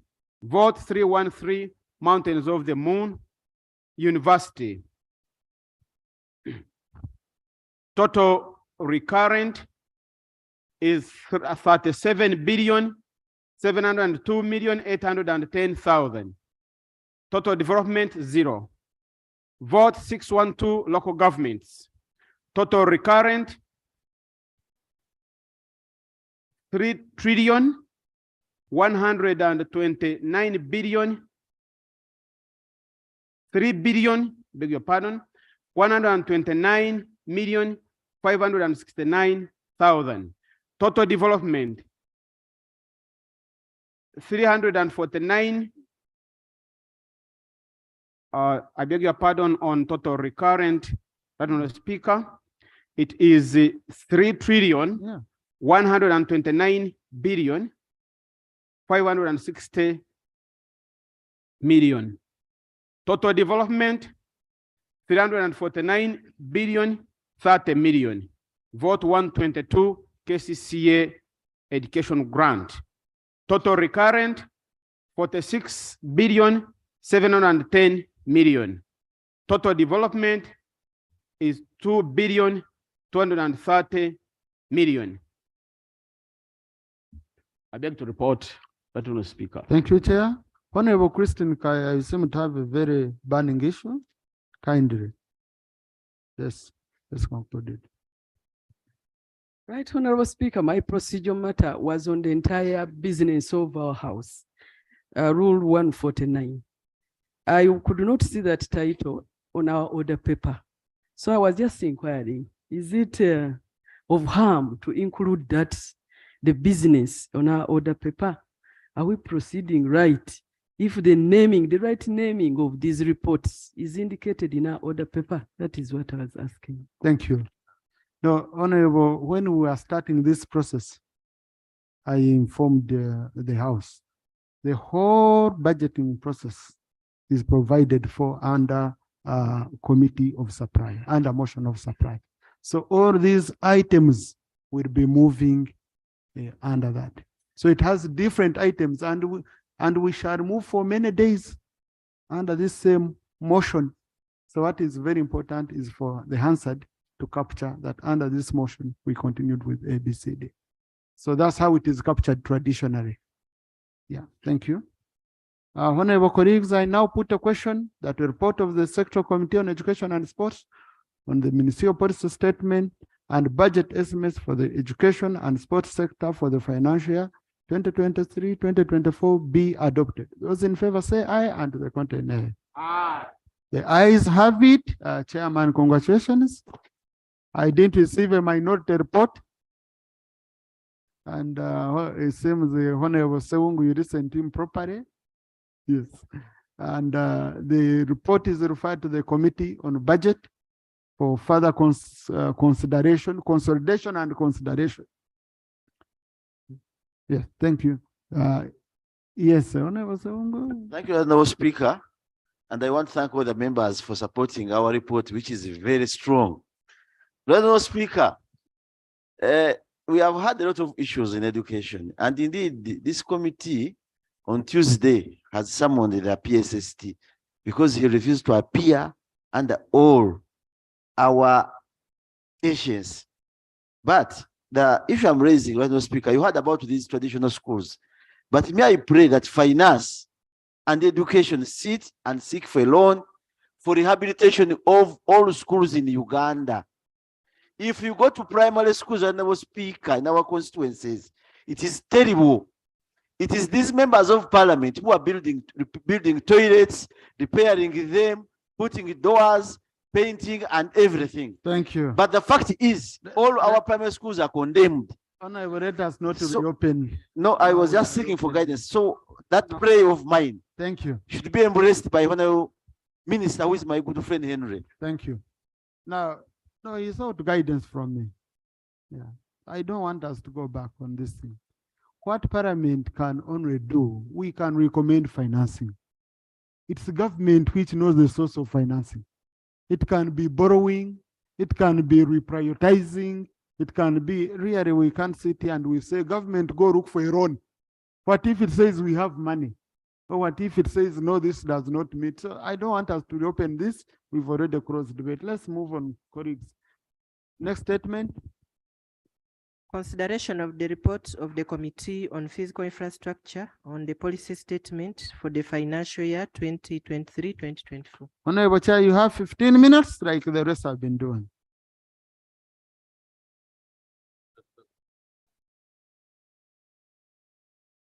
So at 12:20, your time will be done. We have our clock in the corner. You can always peep in case of any doubt. Thank you, Right Honorable Speaker, for the opportunity you've given our committee to present our ministerial policy statement and budget estimates. Right Honorable Speaker, I beg today the committee reports and minutes. I beg today.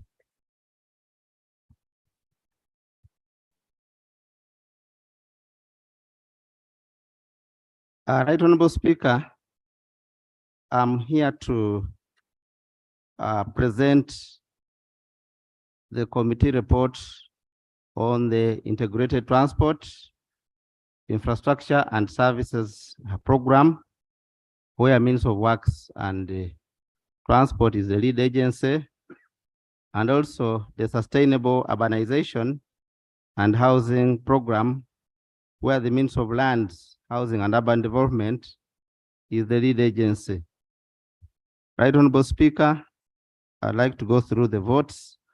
We have under Integrated Transport Infrastructure and Services Program, we have votes 016, which is Means of Works and Transport. We have votes 113, which is Uganda National Roads Authority. We have vote 118, Uganda Road Fund. We have vote 609, that is local governments. And under the Sustainable Urbanization and Housing Program, we have the means of land, housing, and urban development.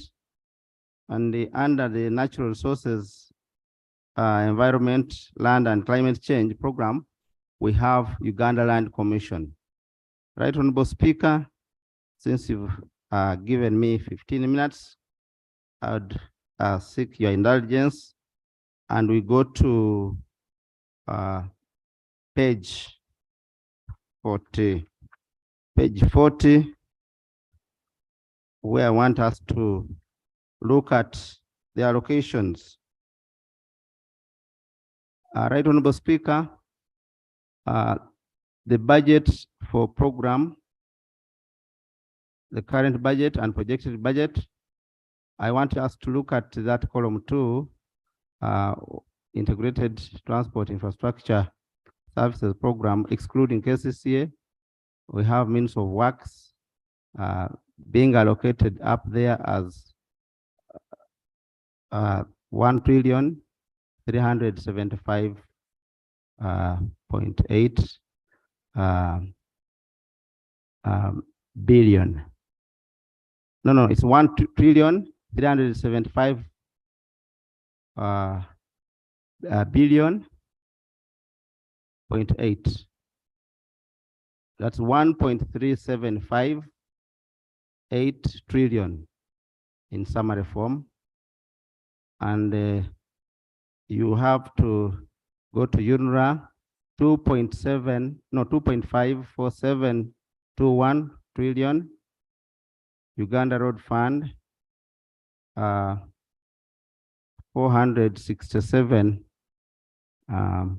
million. And local governments, they've got an extra 1,204.45 billion shillings. Then we have some little money, which the means of works gets, which is about 2.4 billion. It is added, that is under the Sustainable Urbanization Housing, and then another one for regional balanced development. And you have means of works getting a total of 1.378 trillion. And the total allocation under that is 4.59541 trillion. Right, Honorable Speaker, I want to draw the House to page 48 of the report, which is uploaded. Page 48, the observations and recommendations. Right, Honorable Speaker, when you go to the means of land, housing, and urban development, of course, hope the members have seen the allocations under the ministry. We have an issue to do with the physical development plans. On that issue, Right, Honorable Speaker, we realize that the ministry requires 183.85 billion, but only 46.85 was allocated, leaving a funding gap of 137 billion. The committee therefore recommends government in the medium term to commit to funding implementation of physical development plans so as to avoid the mushrooming slums. Right, Honorable Speaker, rent and construction requirements. Right, Honorable Speaker, the Parliamentary Commission intends to demolish Development House, which currently houses the means of lands. And for that matter, the ministry requires 24 billion to cater for rent in financial year 23-24, and 102.75 as money required for construction of a home, a permanent home. And Right, Honorable Speaker, from that observation, the committee recommends that the 24 billion and the 102, 24 for rent and the 102.75 in the unfunded priority category should be provided to the ministry to cater for office rent and construction of a permanent home for the ministry to relocate. Right, Honorable Speaker, under construction of low-cost housing for Ugandans, the committee realized that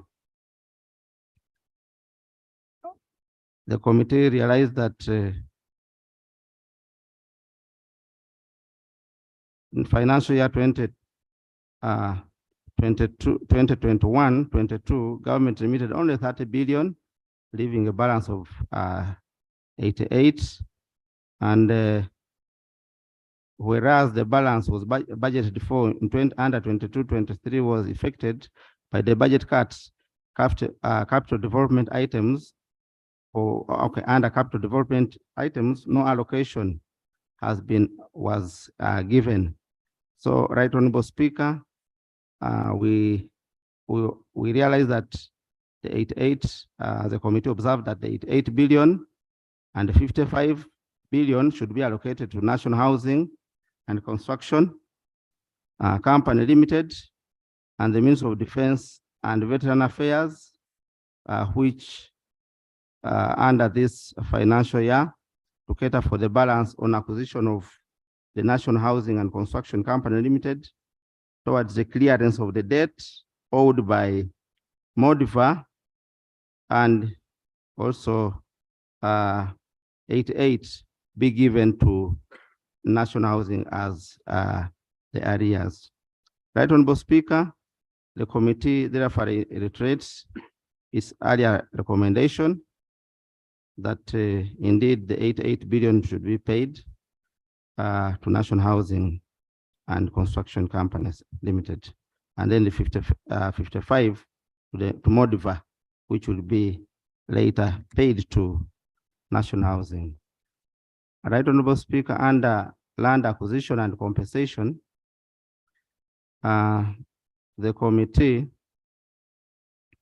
recommends that government commits to funding settlement of payment towards outstanding obligations to claimants under the various ranches, since the arrears have really gone to a big figure of 372 point almost 3 billion, and the narrative has given in the report, you'll see, but that is an unfunded priority.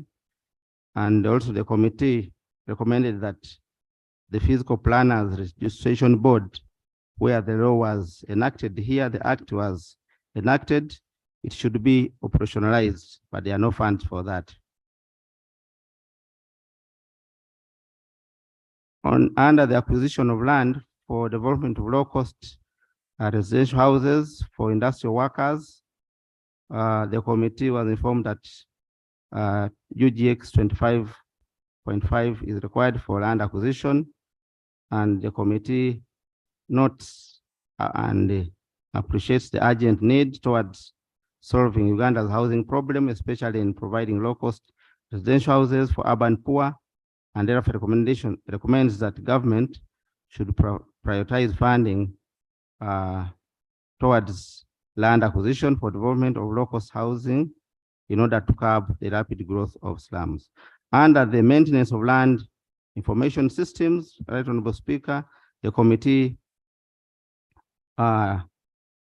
recognizes the importance as well as the importance of a well-maintained land information system, especially in revenue collection, because we've been told that the current one has challenges in securing land records, land tenure security, a reduction of corruption, improvement in service delivery, and consolidation of revenue collection.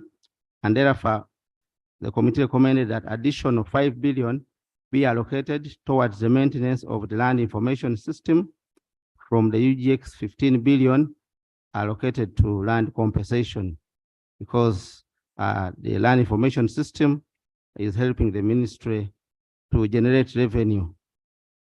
Right Honorable Speaker, under MSOs, the budget is only 18.4 for the activity, and only 4 has been provided, and the funding gap is 14.3. Right Honorable Speaker, the committee recommends that additional 4 billion be allocated for operationalization of MSOs from the 15 billion allocated towards land compensation. And likewise for staffing under the MSOs has been a big problem. There have been many queues and many complaints, but the biggest problem has been the staffing.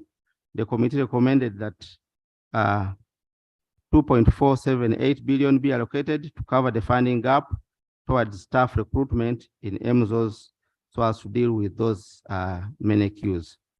Under the reaffirmation of the international border, Right Honorable Speaker, the committee was informed that the ministry had budgeted for 5.3 billion, but only 0.59 has been allocated, and leaving a funding gap of 4.8.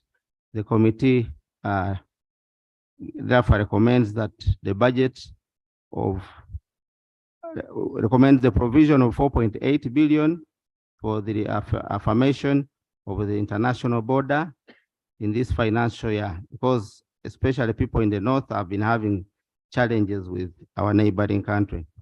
Under NTR,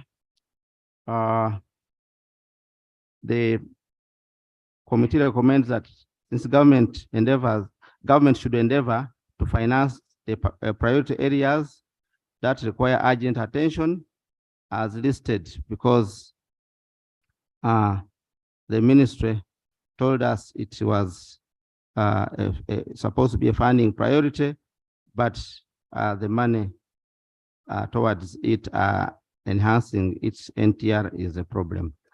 Right Honorable Speaker, under strengthening of the office of the Chief Government Valuer, the committee was informed that the Chief Government Valuer's office has a project which is aimed at streamlining revenue generation under the evaluation office, and only 1.01 billion was allocated for that activity out of the required 12.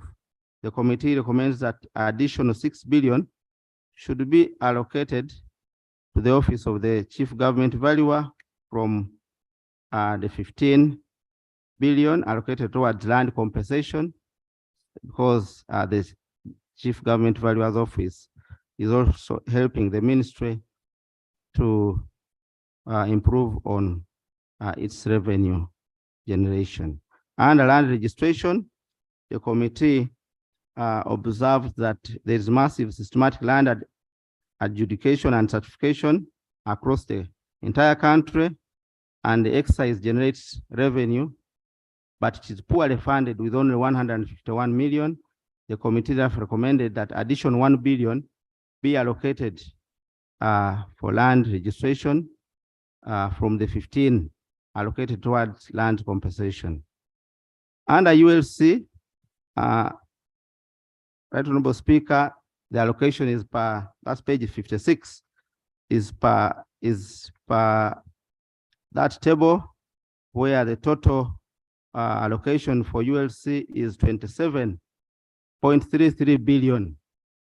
The committee realized that under ULC, we are supposed to operationalize the land fund, and therefore the recommendation is that government should fully operationalize the land fund and increase funding, its financing to support levels, to sufficient levels to support the broader function of ULC. The committee further recommends that land fund be allocated 73.2 to compensate absentee landlords. Under the inadequate funding of the land inventory, the committee, of course, recommends that the government should fund, should provide funds to ULC to cater for startup activities towards land inventory, such such as sensitization with MDAs and other stakeholders, and boundary openings and valuations. Under court cases, the committee reiterates its earlier recommendation that government should prioritize allocation to ULC in this financial year. We are budgeting for to cater for court compensation to clients of ULC. Under the ULC bill, the committee realized the money required is very little, which is almost 0.6, but only 0.1 has been provided. So the committee recommends government prioritize allocation of extra 500 million in the medium term. Right, Honorable Speaker, the funding gaps are there summarized. I want just to go to, of course, there are land funding gaps under land compensation for absentee landlords. You can see the figure. Under the subdivision surveys, you can see the figure. Government land inventory, you can see. Chair, your time is up. So please. Yes, Right Honorable. Right Honorable, let me go to now the means of works and transport. We have the recommendations.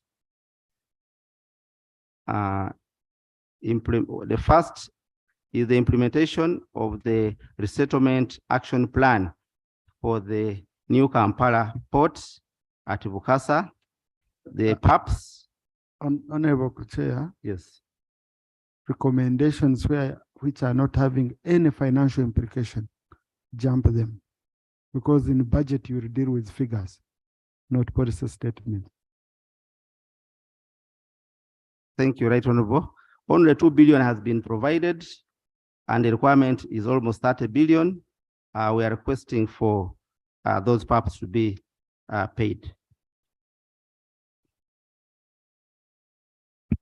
And the development now, the ministry had requested for 30 billion, but has been allocated only 1. So the committee recommends that government finds the balance of 29. Under road equipment for cities and municipalities. I want to move with you on your report. Yes. You see, I don't want you to bring figures here which are not from your report. Yes. So on the last one where you said around 30 billion needed, it's not in your recommendation. I don't see it. I don't see the figure in your recommendation. Right, Honorable. So if you don't Right, have Honorable. the figure in the recommendation signed by the committee. Right, Honorable Speaker, the figure is 29.991,339. That is for which one? That is for the Bukasa. No, I'm compensation. meaning implementation of RAP. Yes, Yes, RAP. yes. So where is it in the recommendation? In the recommendation,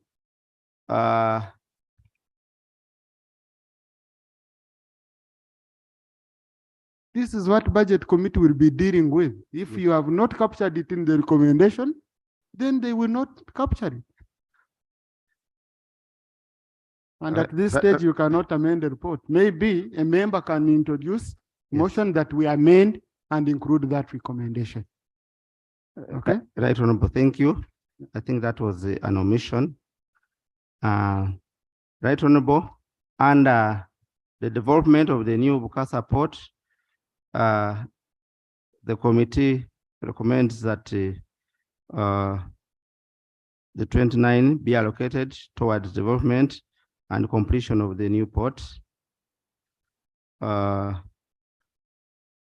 road equipment for cities and municipality councils, Right Honorable Speaker, the committee realized that almost 50 million USD is required, and our committee recommendation was in the medium term, government should find the money to fund that.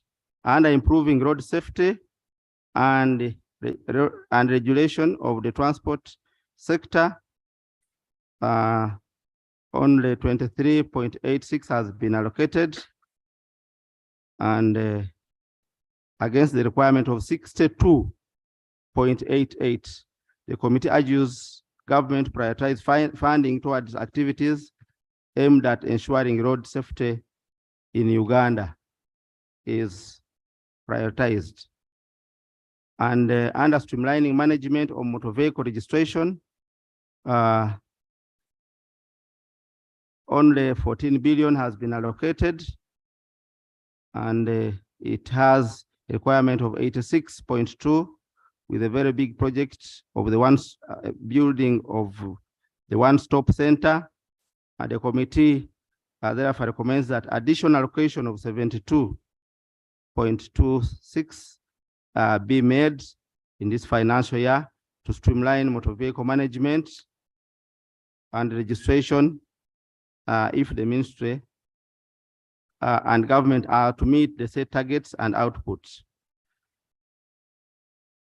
Right Honorable Speaker, there's a project, Kasoli Housing Project, which has a SACCO and a low-cost housing project where the SGR is supposed to sit in Tororo. The SACCO petitioned the Parliament, and Right Honorable Speaker, the funds required 3.7 for PAPs in 92 houses, DFCU Bank 3.1, PAPs in the 90 structures 817 million, and there's another group of 17 freehold offers from pool housing of 143.5 million. So the committee recommends a total of 4.73 billion to be paid to SGR, of which 186 million, then 96,558 shillings should be paid to DFCU. And Right Honorable Speaker, you gave a directive that this issue should be arrested. You gave the assignment to the PM. Under critical funding, under civil aviation, the committee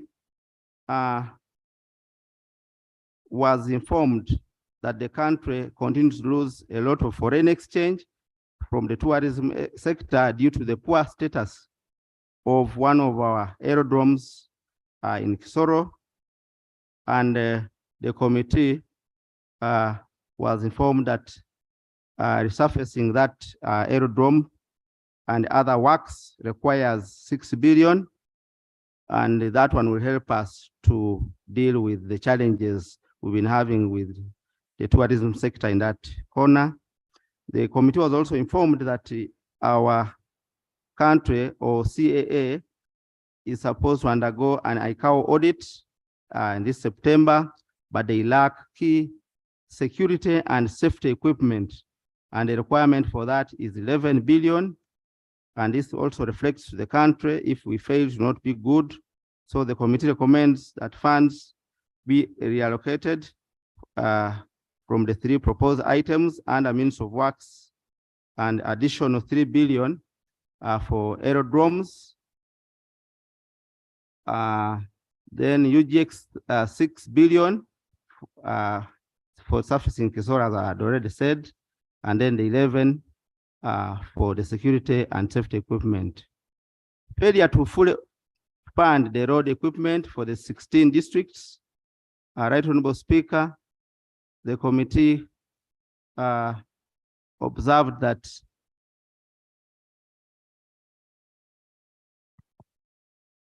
thank you. The committee observed that there has been partial funding. There are 16 districts which don't have road equipment, and the Minister of Finance said we should budget for it this financial year, but there are no resources for that. So our recommendation to the budget committee is to see where they can get money to make sure that those districts without road equipment are given the balance of 17 billion so that they can be like other districts. 27 billion, yes, so that they can be other like the other districts. Right Honorable Speaker, I want to go to There's a table which shows the proposed allocations under means of works and transport, and the committee recommends that the total of 46.8 billion be allocated under as follows.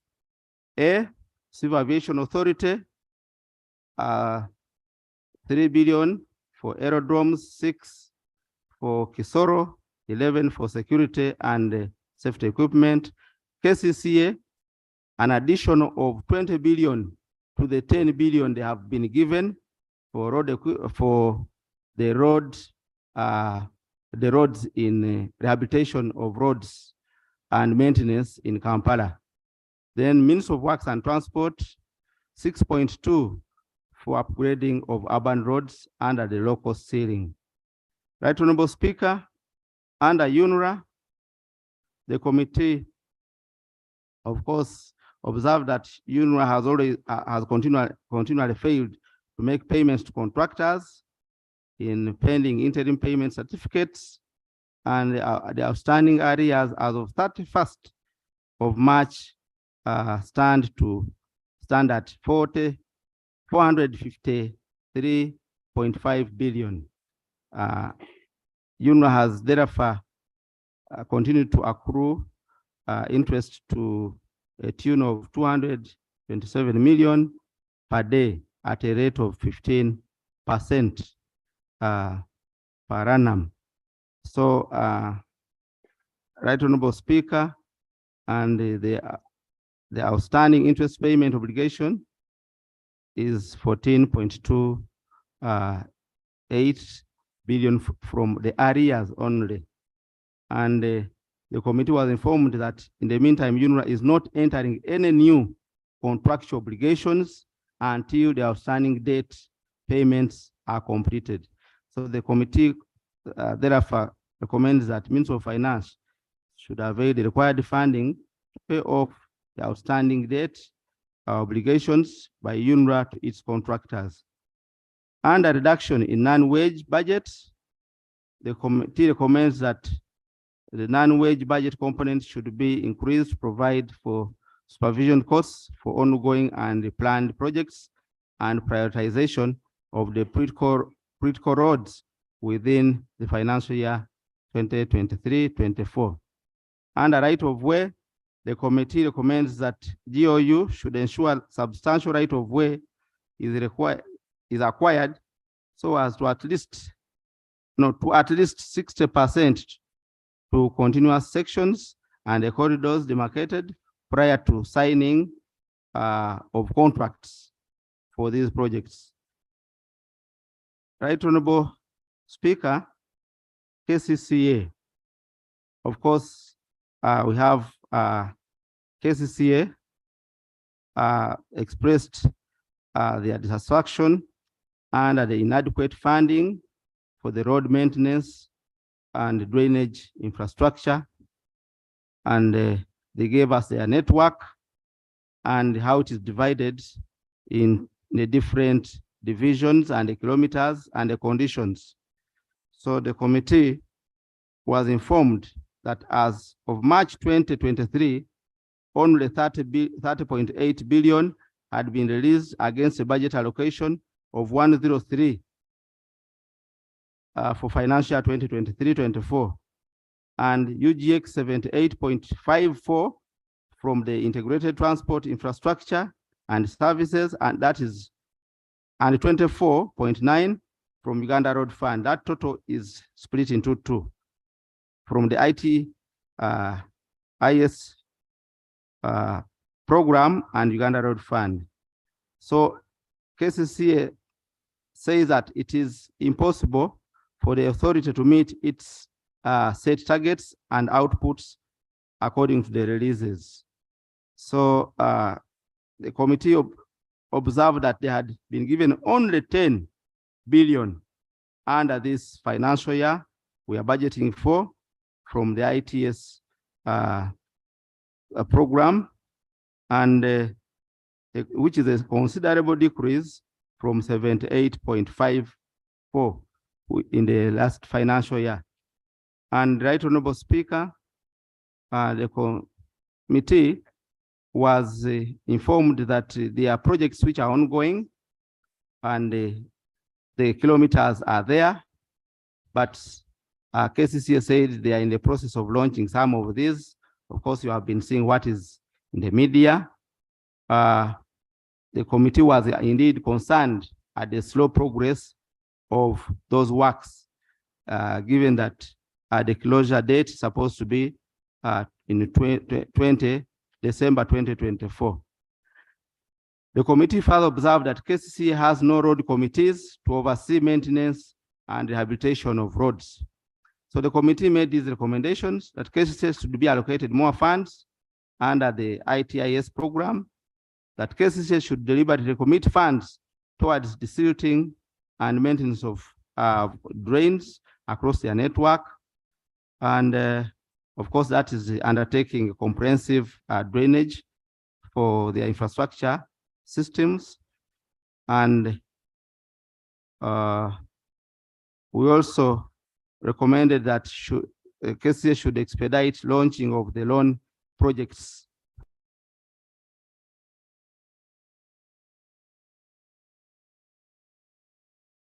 that KCCA should be adequately funded in order to enable it accomplish its set priorities and achieve the required outputs. Right Honorable Speaker, the last one is vote 6 local governments. The committee noted that although Cabinet made a decision for the Ministry of Finance to allocate 1 billion directly to all districts and municipalities for maintenance and rehabilitation of roads in financial year 2023-24, the committee noted that there was no clear guideline. There were no clear guidelines on the usage of the money and the role Uganda Road Fund as per section 25(2) of the Uganda Road Fund Act 208 in planning and monitoring. The committee therefore recommends that the additional 1 billion to all local governments should be disbursed through the Uganda Road Fund to enable the Uganda Road Fund to guide and prepare and make timely submissions of their road maintenance and rehabilitation work plans, and also monitor the implementation of these work plans. Right Honorable Speaker, subject to above observations and recommendations, I beg to present the figures below for adoption and supply of the votes under the jurisdiction of the committee. The figures of supply are vote 012, Ministry of Lands, Housing and Urban Development. The current in billions is 52 billions 987 million shillings 499,000. Then the development is 91 billion 444 million shillings 108,000. Then the total comes to 144 billion 431 million shillings, then 607,000. Under vote 016, Ministry of Works and Transport, recurrent is 188 billion 102 million 437,000. No, 433,000, I beg your pardon. 188 billion 102 million 433,000. Under development, we have 1 trillion 167 billion 619,000 015. Then under the total is 1 trillion 324 billion. No, sorry, I beg your pardon. The total is 1 trillion 325 billion 721 million 48,000. Under UNRWA, vote 113. The total recurrent is 111 billion 195 million 024 thousand. Under development, we have 2 trillion 436 billion 014 million and then 019,000. Then under the total, we have 2 trillion 547 billion 209 million 043,000. Under Uganda Road Fund, recurrent is 644 billion 752 million 413,000. They don't have development, so the total remains 644 billion 752 million 413,000. Under Uganda Road, under Uganda Land Commission, the recurrent is 8 billion 521 million 261,000. And development, Honorable Speaker, development is 18 billion 811 million 960,000, and the total comes to 27 billion 333 million 221,000. Right, Honorable Speaker, I beg to move and request the House to adopt the report. Thank you. Thank you. Thank you. Just a very quick one before I open debate. One statement which I want here. Can you confirm you have traced and you have found the 1 billion for each district? Is it in wherever? I don't mind where it is. Is it provided for in the budget? Yes, right, Honorable Speaker. It is provided. under local government. Very good. Giving So- a total of 204 So now, billion. now I direct budget committee. Look for that money wherever it is, bring it under road fund. Because we cannot start doing things that way. Pick it from local government, put it under road fund. That's how it has been managed properly. If people are talking of rationalization and what, we don't know about that. We can't, Parliament does not work in anticipation. Rule 80 is very clear, we cannot work in anticipation. So budget committee, you go scan, you already have reads of where it is hidden, pick it, we are happy, and bring it to the right home for the money, okay? That is sorted. Thank you.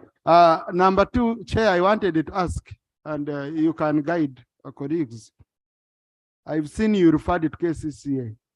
So its budget will be found under presidential, the budget for this road, because you see, you are recommending that they give KCCA money. But when it comes to the table of supply, I don't see KCCA. So the recommendation, when it reaches here, will you tell budget committee to go and pick a recommendation under infrastructure, but ensure that under supply for the vote, which is under presidential, Minister of KCCA, it is covered. Honorable Byanyima, you wanted? Mr. Speaker, in the usual Uganda Road Fund money, it is UNRWA which gets the biggest share, second is KCCA for road maintenance. So the portion for road maintenance is there, except it is not enough. It's under road fund. Road fund, yes. So Road we maintenance. ensure again, if we get that money, it's also put under road fund. Very good. I just wanted to coordinate a debate when I'm already enlightened on those issues. So colleagues, I'm going to pick Honorable Atima. I pick Honorable Kazini. I pick Neterasiri. No, you have spoken. Everyone who has spoken today, sit. I'm not picking you. Yes. I'll pick, I'm trying to pick also Karaki. I'm going to pick you, colleagues, because I'm giving you some time. Let's do quickly. Let's do quickly. I pick many of you. I'll come here. After these ones, I'll pick some here. Thank you very much, Right Honorable Speaker. I thank the committee for the elaborate report. However, in the areas of allocation to transport sector, Right Honorable Speaker, I saw allocation towards rehabilitation of Entebbe Airport phase 1 and going to phase 2 at 80%, development of Kasese Airport at 88%. Right Honorable Speaker, Arua International Airport, Arua Airfield, which was supposed to be upgraded to an international airport, has not been mentioned in this budget. Right Honorable Speaker, that is airline which is supposed to be upgraded to an airport, which will enhance trade in this region, which will create employment opportunities for the youth and the traders in this region, and enhance the foreign income for this country. I will implore the committee and Ministry of Works to have that considered, because works which had started there stalled. We are wondering what's happening with that airport, that airfield to be upgraded into airport. 2, Right Honorable Speaker, the chairperson of the committee talked about equipments for the cities, newly created cities. I did not see the figures. Right Honorable Speaker, as I speak, cities that have been created like Arua are. Thank you. Neterasiri. Thank you very much, Right Honorable Speaker. I want to thank the committee, and I want to applaud the committee for identifying the 1 billion to be allocated on road fund.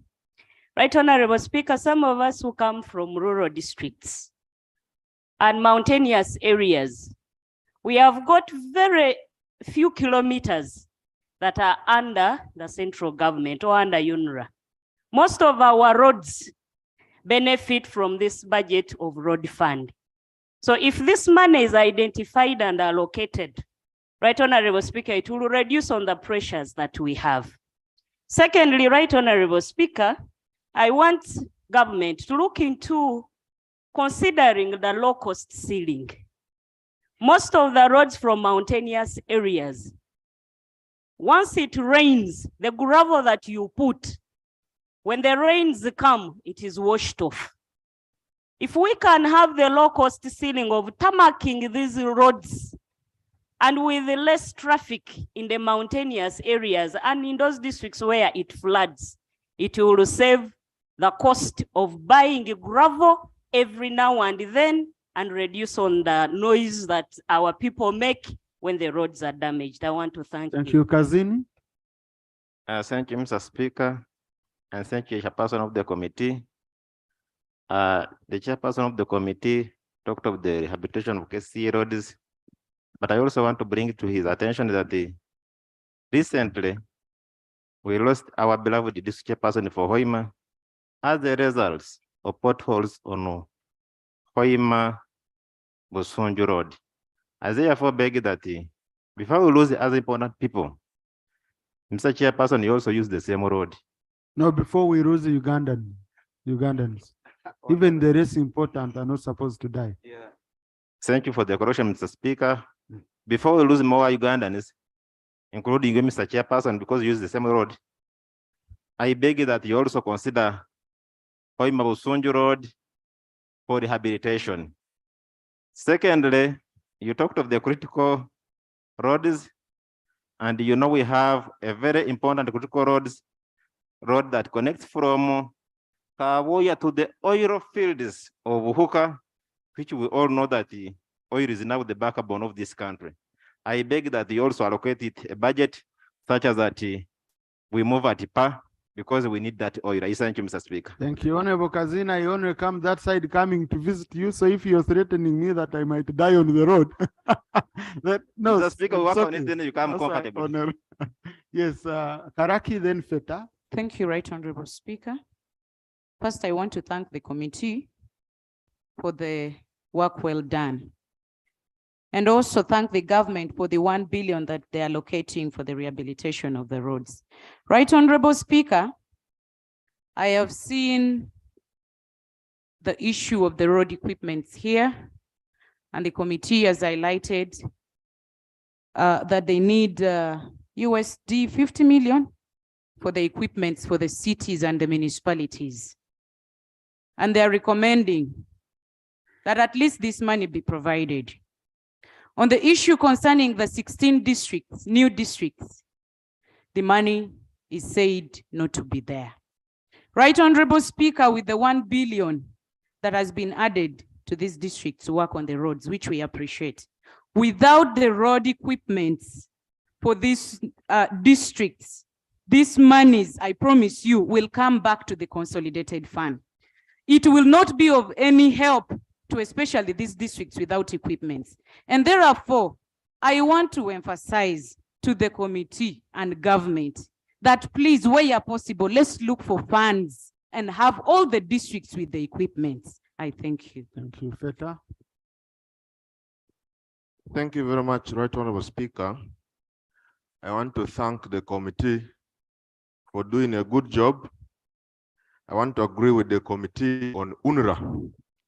Surely these potholes we have been talking about, others been dry, others been wet, and the minister joked that he's going to start with those ones that have a lot of water. There are some which are bummy. They have bums. And he was alleging that the dry ones are from West Nile. We don't agree. But it's good that money should be given to UNRWA to do a good job. I want to bring to the attention of the committee. In 2018, government compensated landowners around the rural airfield, and there were remaining about 6 people. But up to today, nobody is talking about the balance to be paid to the people so that they vacate the place. Arua. And the Arua airfield is the biggest, second biggest after Entebbe. Don't know why people don't want to speak the facts. It has the highest traffic in this country after Entebbe. So let's do the right things. Consider upgrading Arua airfield. I also want to say the 1 billion ceilings we are giving to the districts is going to solve a lot of problems. It is that money under Uganda Road Fund, because we have a legal framework under which this money can be managed properly. A district can decide to buy equipment. 1 billion can buy a grade and you begin from there. The next financial year, you do another thing. So this quarrel of we don't have equipment would be addressed using the 1 billion ceilings through the road fund. In the mid. Chair Ankore Caucus, Chair West Nile Caucus.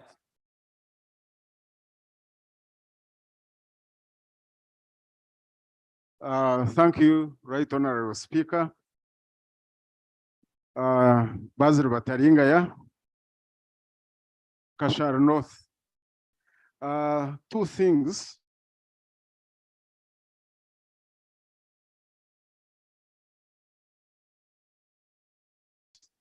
Because you have fought hard. You have fought hard, have this 1 billion shillings. We want to appreciate you, and I ask the members. And honorable colleagues, really, yes, we promised ourselves yes, that in this budget we must get at least 1 billion. So it's good it has been achieved. Yes, thank you very much, because I think this will push us. The second issue is we vote or appropriate money for road maintenance, recurrent expenditure. Now, my concern is when we travel internationally, you find the road is marked. But here, a road is marked when it was constructed. And now traffic night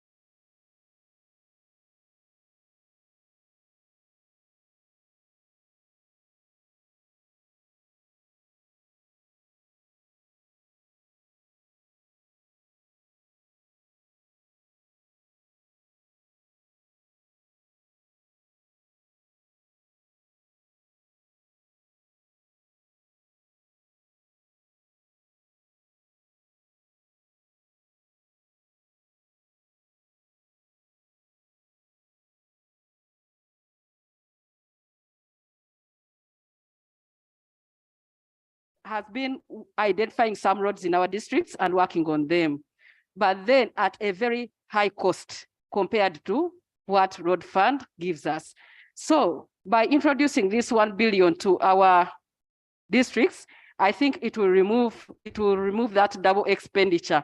Because what I was going to say, if this money wasn't in our budgets, I was going to say that maybe this money, like for Liantonde, they would allocate us like 200 million to work on a 15-kilometer road. And yet they would allocate maybe 300 million to work on road coverage of 200 kilometers, rather like 100 kilometers, all 53. So you see that there is a big gap. Compared to 1 kilometer being worked on, you find that maybe for the district roads, it's around 5 to 6 million. Then for the road fund, it's about 15 million for ministry, the road that they were working on. So my request is that if this is done, then that kind of double expenditure, and then even not having better roads will be removed. We shall see that we supervise from our districts, but then there is that challenge in the ministry where you allocate a lot of funds and you don't let it. Ojok, then Seungu. Let me first speak Ojok, I come here. Thank you, Right Honorable Speaker. Now, colleagues, let me, I have very good eyes. Those of you who just came today, when we have been processing municipal policy statements, and I know you, I'm not picking any. We have been here since the other day. Yesterday we left at 9 p.m. Some just came in today. I'm not picking any. You can be going for the caucus. Before the buses leave you. Thank you, Right Honorable Speaker. Allow me to thank the chair and the committee for the report. Right Honorable Speaker, on the 6th of April 2023, the Prime Minister made the following statement: that the Gulu, Opit, Rashkoro, Paton, Abim, Moroto Road is a national road and the responsibility of UNRWA, and the road is currently under maintenance. Although the road was not listed on NDP 3, it's a priority road as stated by HE the President in its pledges. As such, the road has been identified for development. Design for upgrading of this road is scheduled to commence in the next financial year. Right Honorable Speaker, this Moroto Road has been talked about for so long, and it connects over 60% of northern Uganda. So allow me, Right Honorable Speaker, to request that this is considered as stated by the Prime Minister, because it wasn't mentioned in the committee's report. Thank you very much. Thank you, Sewongu. Thank you, Honorable Speaker, and I want to thank the chair and the committee for the good report. Honorable Speaker, and for me, I'm interested in knowing how much fuel is allocated to the tractors in districts plus maintenance.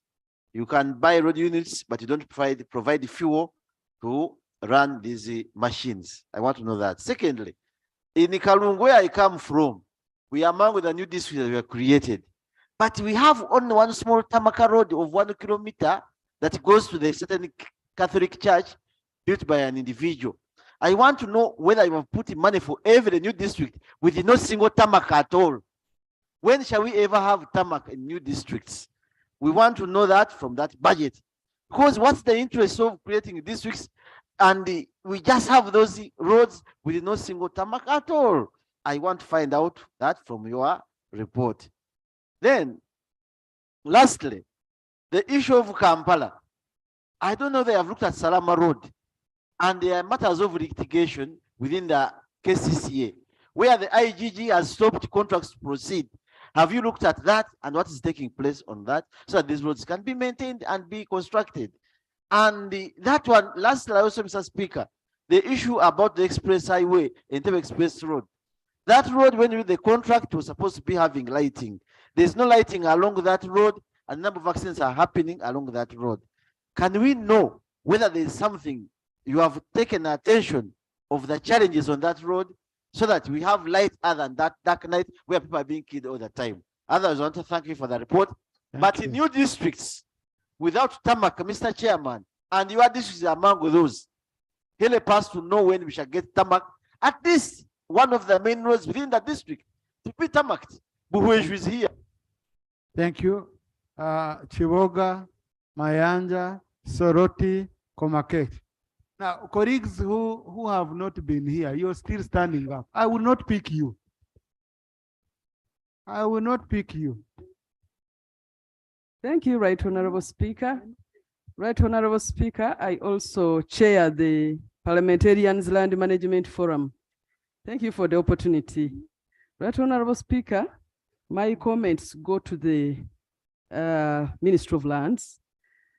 They have well represented the environment sector when they reported that they have cancelled over 12 land titles in protected areas. But Right Honorable Speaker, we need more money to help them cancel more of these land titles in protected areas. And Right Honorable Speaker, we see a lot of money requested for the Land Information Center, but we are not provided this information regularly and openly. As much as we would like the Land Information Center to have more money, really would like much of the information to be shared publicly. Otherwise, Right Honorable Speaker, the issue of compensation rates, there are only 5 districts whose compensation rates have been approved. We request that this ministry is provided with more money to help special districts undergoing compensations in the oil region that have been affected by the pipelines to help them approve their compensation rates such that they help our people. I don't know what is happening. When it comes to compensation of individuals, we tend to propose a reduction in their budgets. But when it is to institutions, then we try to prioritize it. Right, Honorable Speaker, we request for some more money in the land. Aaron Mayanja. Thank you so much, Honorable Speaker. Honorable Speaker, my concern is about the 1 billion which has been allocated to each district. I propose that let it be increased to 2 billion. Yes, because this money is going to our constituencies, to our district. So, Honorable Chair, I propose let them 2 billion for each district and municipalities. Secondly, Honorable Sewungu has talked about it, that district without a single tarmac road, let them be considered like a Cascade district, where I'm 740 from.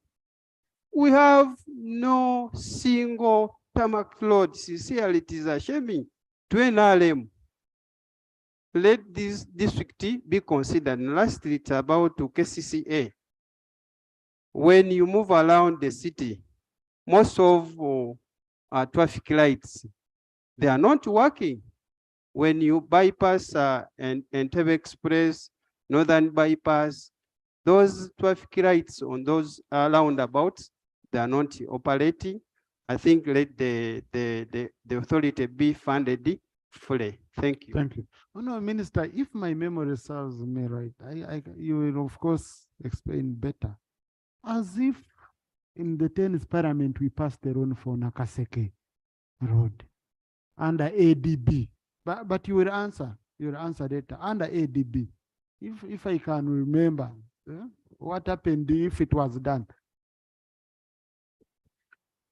Right, Honorable Speaker, I want to thank you for the directive that this projected 1 billion shillings should come under the Uganda Road Fund. I want to thank you very much. Number two, Right Honorable Speaker. It came out of the recommendation of the committee and I've emphasized it. Thank you very much. I want to thank the committee. Number two, Right Honorable Speaker, we are in the cities, but it's a very embarrassing situation that we keep borrowing graders from the neighboring districts up to now. Soroti City last year almost returned the money because we had to wait for Soroti district to first grade its roads before we're given the equipment. Number one, I want to urge this parliament that we support the Ministry of Works. We need graders in the cities. We need wheel loaders. We need the rollers. We need the dump trucks in the cities.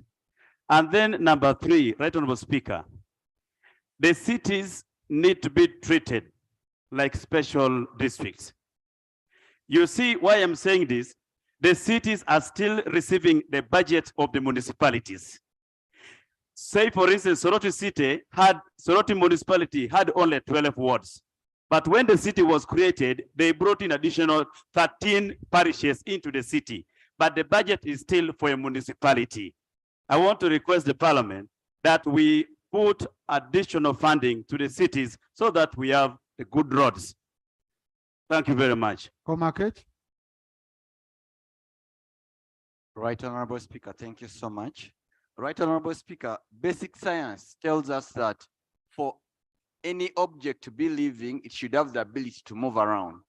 How that object moves around is upon us, Right Honorable Speaker. We are human beings and we move around. It's upon the Ministry of Transport to make sure that human beings, Ugandans who toil day and night, move in a comfortable way. Right Honorable Speaker, speaking of a comfortable way, I come from Pade District in Aru County. Aru County has never seen even an inch of a tarmac road. The president has always come in there and pledged to us the Cholibu Pranga Road.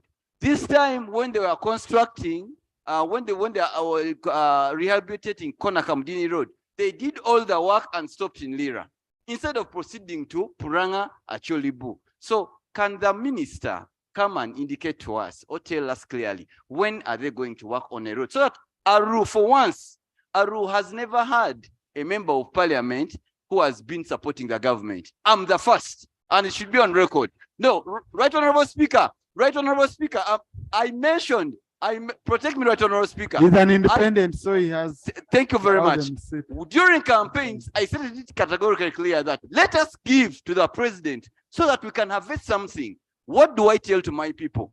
Uganda Road Fund, Right Honorable Speaker, Uganda Road Fund released the document on the 17th of April. The document indicates road maintenance indicative planning figures for 2023-2024, and new administrative law units were not included. I have Lunyiri sub-county, I have Poko sub-county, I have another sub-county known as Atanga. All of them are not included. Where are these human beings going to locomote from? Thank you. Honorable Anifa, Honorable Musana Eric, Honorable Mero.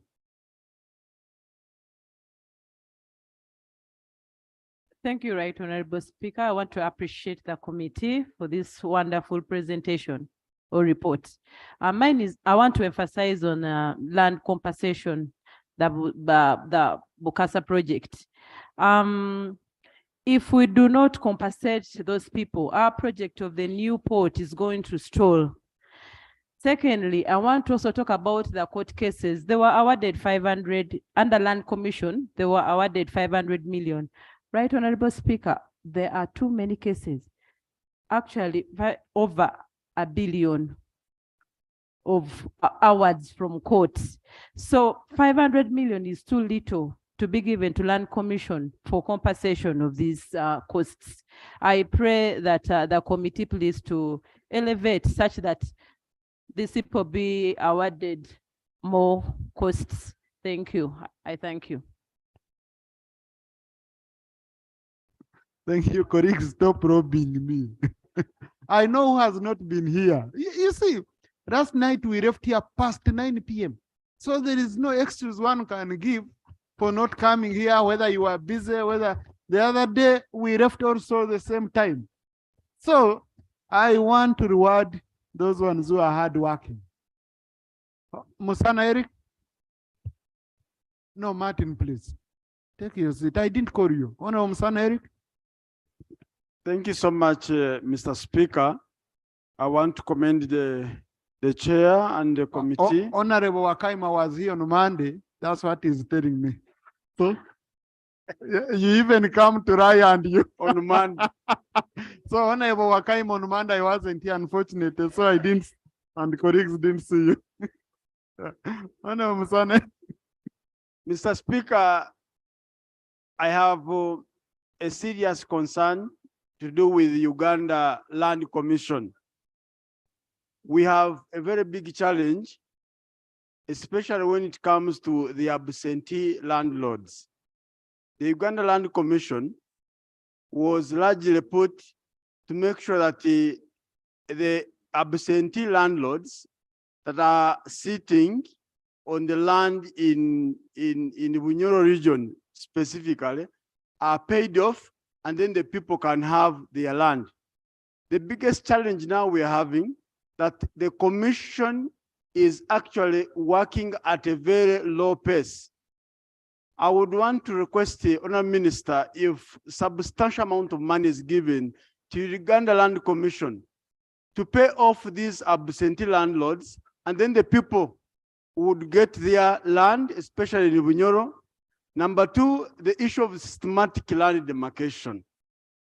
The systematic land demarcation, a lot of land titles were purchased by Uganda Land Commission. The titles are lying idle in Uganda Land Commission. How about, can we provide enough funds for Uganda Land Commission? Procedure? And then the people should have their own titles. Procedure? Thank you, Right Honorable Speaker. Is the right, Under- is the member proceeding well when we are discussing Under what issues of rule? roads? Under what rule? Okay, thank you. We are on roads and the member is discussing land. Thank you. No, please. Honorable Ngora, I have forgiven you. Go on. This is a statement that has land, that has roads, so it means you're not concentrating. So kind of concentrate. Mr. Honorable, conclude. Mr. Speaker, that's why you were guiding if we have been here ever since we started. I'm only concluding on the issue of systematic land demarcation. Honorable Minister would request that you provide enough funds for the many land titles that are lying idle in the Uganda Land Commission. And these titles are in the regions of Bunyoro. If we can have our own titles, then that would be the best. Thank you. Honorable Mero. Thank you And very then much, I Right pick Honorable Honorable Ayo Speaker. Tony.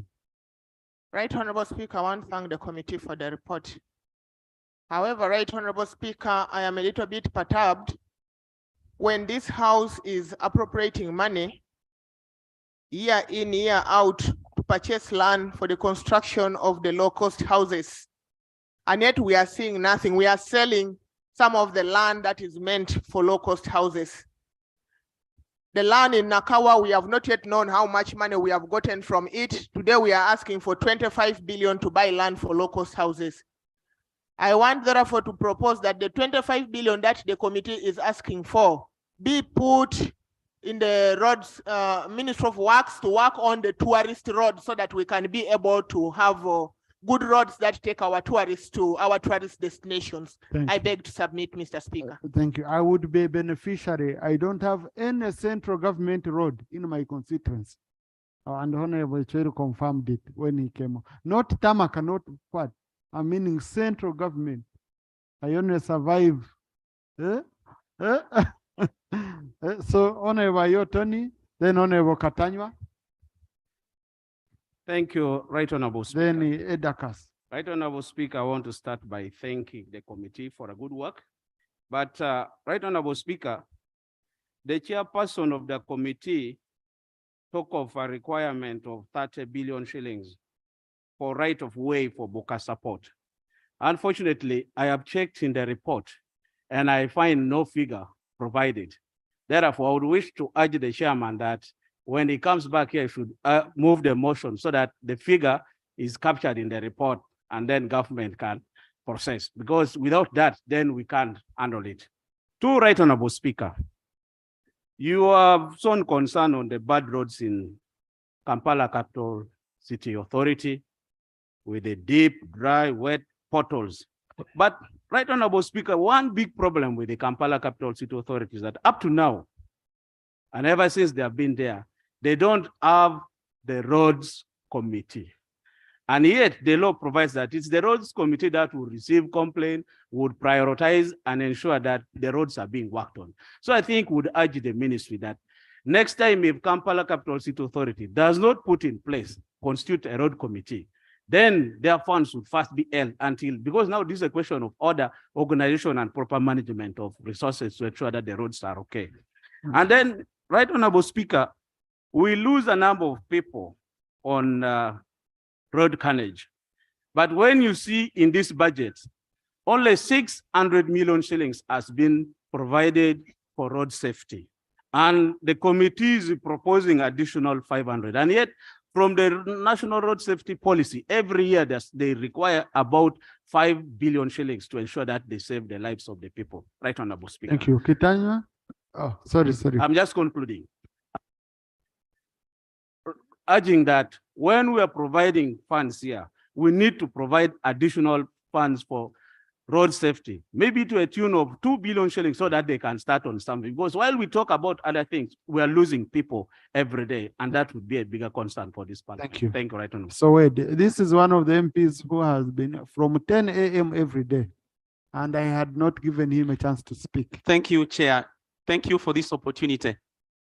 Chair, my first concern is about the delayed payment of contractors. Right Honorable Speaker, in the past, if anyone had a contract with government, you would walk to a financial institution and you would be sure that you are going to get a loan. Today, the contractors who have contracts with government, if they walked in a financial institution looking for a loan, they chase them away. Right Honorable Speaker, in the report, it has been indicated that the contractors have not been paid. And indeed, many contractors have even abandoned their contracts, and some of them, their property has been taken by the banks because they borrowed loans. I want to suggest, Right Honorable Speaker, that the contractors who have not been paid, money should be availed so that these contractors are paid. And most of them, Right Honorable Speaker, are local contractors.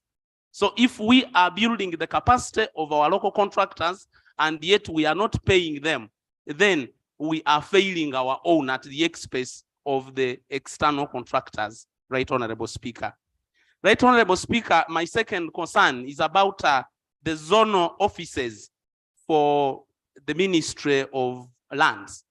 I want to thank the ministry for the innovation of coming up with the zonal offices. These zonal offices have been so helpful, Right Honorable Speaker.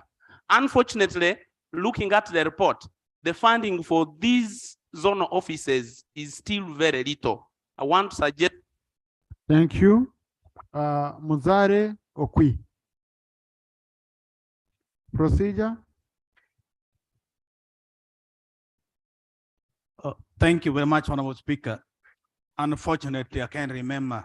No, Honorable, procedure. then take your seat if you can't remember. No, please, let me proceed, Honorable.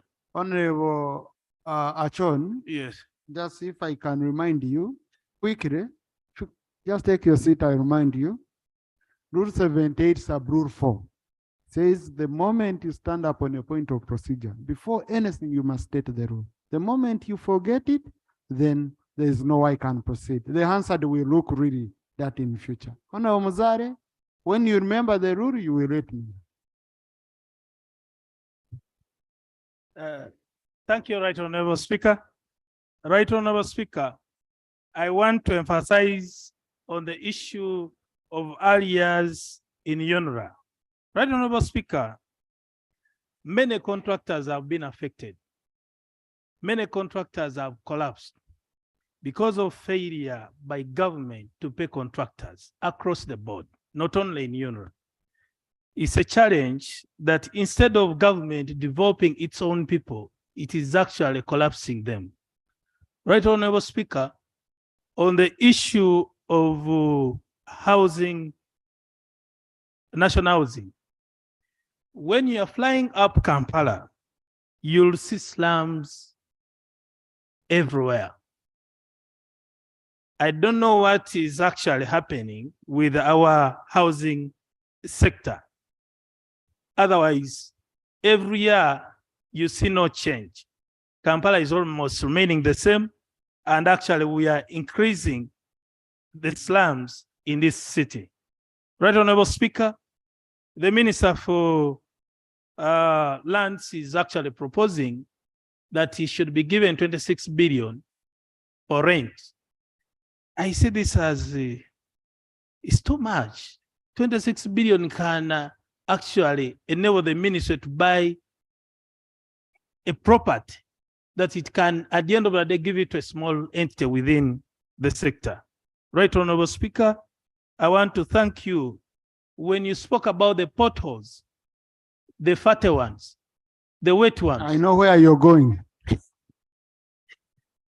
Right. Conclude, Muzare. Right Honorable Speaker, I'm happy that KCCA has at least started on patching up the potholes. I just want to encourage the minister. Thank you. Some, of course, by last night I would see some people on trying Tuesday, to do some. on Tuesday, we shall have a comprehensive statement, and we shall have. And Right Honorable Speaker, I want to bring to you information from the public that the public is so happy with what you talked about and what is actually being done right now. I thank you, Right Honorable. Thank you, Honorable Kui. Thank you very much, Mr. Speaker, for this opportunity. I want to join my colleagues in thanking the committee for this report. Mr. Speaker, I have two issues. One, on the issue of the 1 billion allocated to the districts for the road works. Mr. Speaker, we should be very careful on the terminologies. If we say it's going for the rehabilitation, then it will not go to the road fund. If we say it's going for road maintenance, then it will fit in the Road Fund Act. So I want to appeal that we look at the terminologies we are putting as we work on these documentations, Mr. Speaker. Two, Mr. Speaker, the Equal Opportunity Commission put Lango at 1% of the tarmac road, just like you said in your area also. But Mr. Speaker, we had a meeting with the president, and he called the religious leaders, the political leaders from Lango and Acholi, and he promised that at least he will pick 2 roads in Lango. The one from Lira, Aloy, Otuke to Abim, and the road from Namasale, Doklo, Aloy to Ogur. But Mr. Speaker, I want to understand from the chair, and the minister is here. UNRWA is saying they are not going to pick any other new roads. And the president made this pledge in front of the religious, political, RDCs, and all the stakeholders in Lango. Yes. Do we have provision? Because he said before the end of this Kisaja, at least these 2 roads would have been worked on. I want to understand. I thank you. Thank you. Now, Honorable Queen, just, you see, colleagues, the roads we have, the 1 billion, if you would say that it goes into this thing of what they call rehabilitation, it cannot even do. Our biggest problem is maintenance of our small roads. That's all we have. And us, when we are appropriating, at that stage of appropriation where we have now full power, honorable colleagues, we shall determine when we send it under road fund, it will be for maintenance. Like in my area, tell me what will you rehabilitate? Then it will mean in Mitoma, you've not given me anything. I don't have anything to rehabilitate. I need you to maintain our small poor roads. Period. The moment you do that, you lift the burden off the shoulders of these MPs. And I really want to thank you, Honorable Minister, and the President for really committing and ensuring that you have delivered on this. Our road is at 4 up. Now, colleagues, what this means, you must ensure you attend your road committees in the districts. You are part of the road committees. If it's not there, ensure that road committee is, otherwise that money will also be misused. It will be diverted to allowances, it will be, reallocation among priorities of the districts, and it will be lost. I had picked on Edakas. Thank you, Mr. Speaker. So, Speaker, let me also thank you on the behalf of people of Kabaremaido. The people of Kabaremaido will remember this parliament for that 1 billion. We have been receiving less than 160 per year. We have over 360 kilometers. You do the math. So I thank you very much, and I thank this House. I thank you, colleagues. Secondly, I just would like to ask the minister. I've been worried by the statistics I've seen that we accumulate daily 227 million on contractors, the money we are not paying. Ever since we started sitting here, we probably accumulated per hour 9.4 million. Just want to know what is happening. Why are we not able? Why is government not able to find money to pay these contractors? Because even tomorrow, it will be more. And related to that, Honorable Minister, through you, Mr. Speaker, Kabaremaido has waited for Katine Ochero Road, and this House passed a loan through Islamic Bank. The financial year is coming to an end, and I'm worried out of these same dates that maybe we will not receive that road again. Please help me clarify. And finally, Right Honorable Speaker, on the issue of land information systems, out of 10 people who are in jail in Kabaremaido, nearly 5 of them are out of land dispute. Let us find money and give this commission to improve the land system, the information for land system. UNRWA and Land Commission will agree with me that there are thousands of people whose land titles have been lying up to now. they don't know the status of their land titles. And yet Chirhura.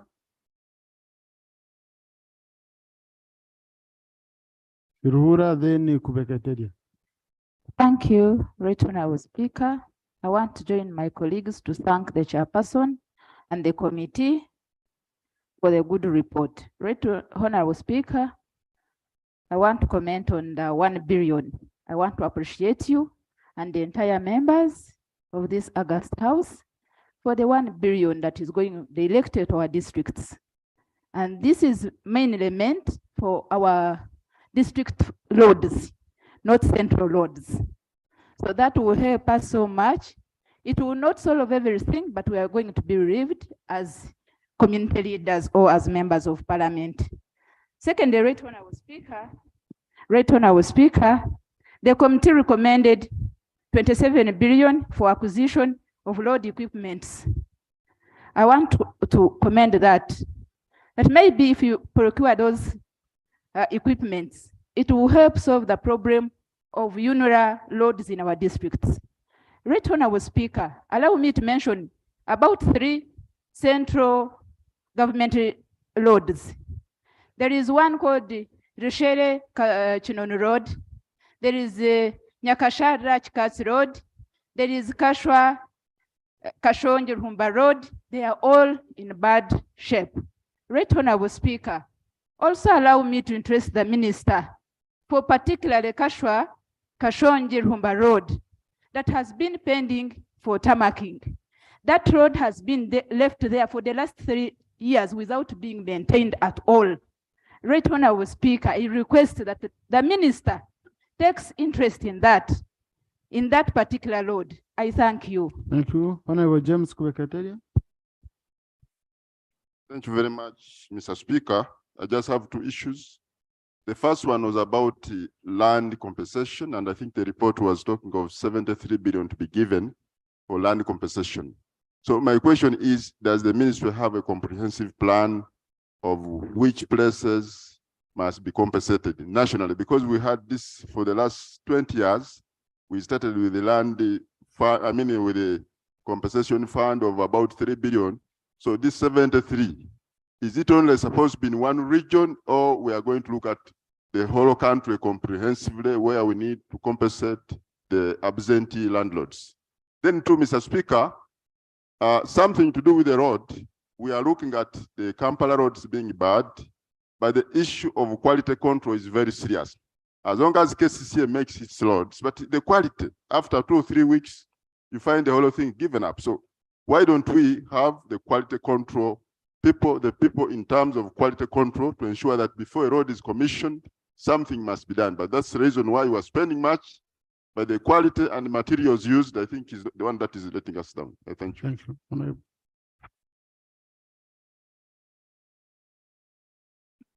Thank you so much, Mr. Speaker. Mr. Speaker, I want to add my voice. I want to add my voice to thank the committee and the members for the report. I want to interest myself in the recommendation of strengthening the office of the Chief Government Valuer. Mr. Speaker, since we are talking about money, it is important that 1, we look at revenue, and also 2, we look at preventing all leakages. Mr. Speaker, looking at the report, the committee observed that only 1 billion, 1.something billion has been allocated out of what was requested, 12 billion.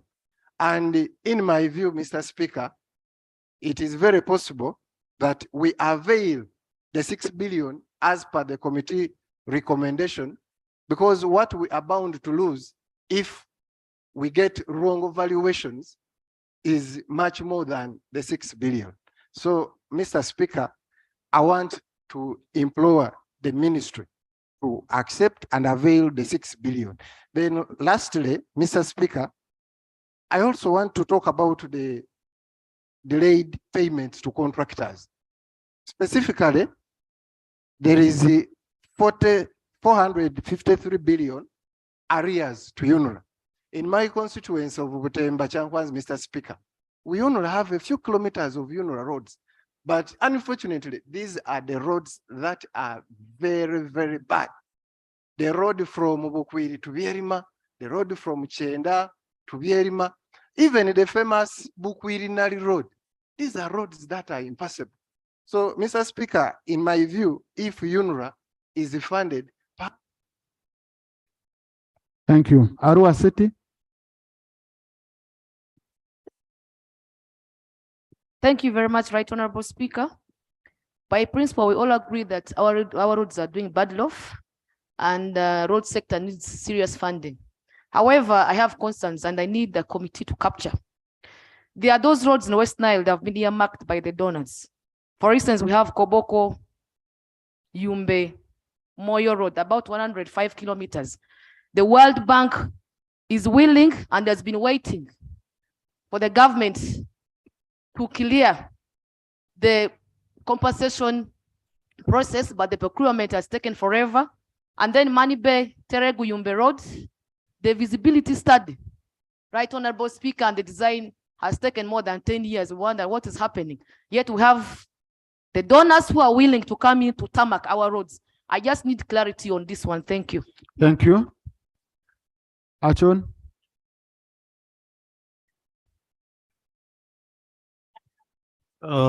Thank you very much, Right Honorable Speaker.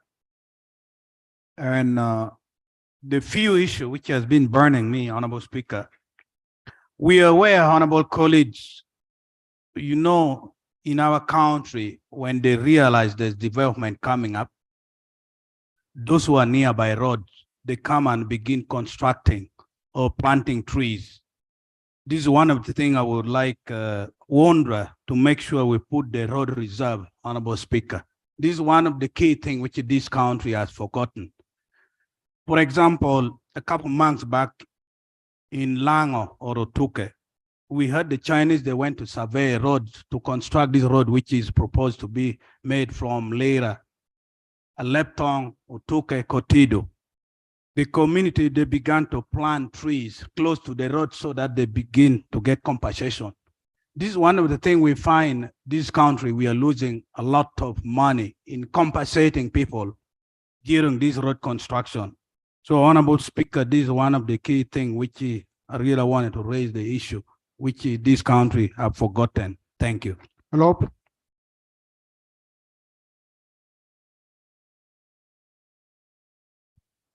Thank you so much, Right Honorable Speaker. Right Honorable Speaker, you recall that the Honorable Acheng Sar Opendi brought a motion here some time back, and we asked our Committee on Physical Infrastructure to investigate this streamlining management of motor vehicle registration project. This was, I think, 30th November. And since then, the report has not come by the same Committee on Physical Infrastructure. Now they are recommending that 72.6 billion be given in respect to that project. Yet we don't know the status of this project, Right Honorable Speaker. Right Honorable Speaker, we pray that this House stands over this committee recommendation of an additional 72.26 billion shillings until that report is brought to this committee.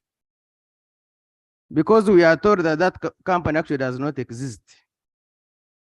Two, Right Honorable Speaker, hearing that UNRA is not entering into any new contractual obligations without payment of the contractors is worrying. That we have heard the Prime Minister here before, assuring some communities, some districts that your road is a priority. That you Buweju people, in the cabinet, the minister has said your road is a priority. Now, what are priorities without funds? What are priorities without funds? Want to know what you mean by a priority, but there are no funds. Why don't you be clear that you have no funds? So that you don't accept. Just allow 2 more minutes for Yeah. Rob. Thank you. Why do you excite communities? Right Honorable Speaker, you remember you were in Boeju. The issue of the Boeju Road was brought to you, your attention, and you made some commitments and you did your work. There was a cabinet meeting where the president said the Boeju Road, the Ngora Road, no, these are priorities. Now the money is not there. I don't know how now you define the word priorities. Now, I go to the issue of lands, right, Honorable Speaker. The Ministry of Lands, some time back here, we changed the minister. The minister is still in office. I don't recognize that minister as a person who voted for her change. Now, how do I pass money to the ministry for a person I don't recognize? And we have not had any communication from the executive. I am at rest, right, Honorable Speaker. I need guidance on passing money to the Ministry of Lands when there is somebody there who was censured. Right, Honorable Speaker, I have just been looking at the committee report, which is signed by only 7 members. Yesterday we said 7 plus minority, that is okay. Now there are just 7 members and there is no minority report. But all the NRM members of parliament refused to sign it. Yes, I have it here. You can check your copies.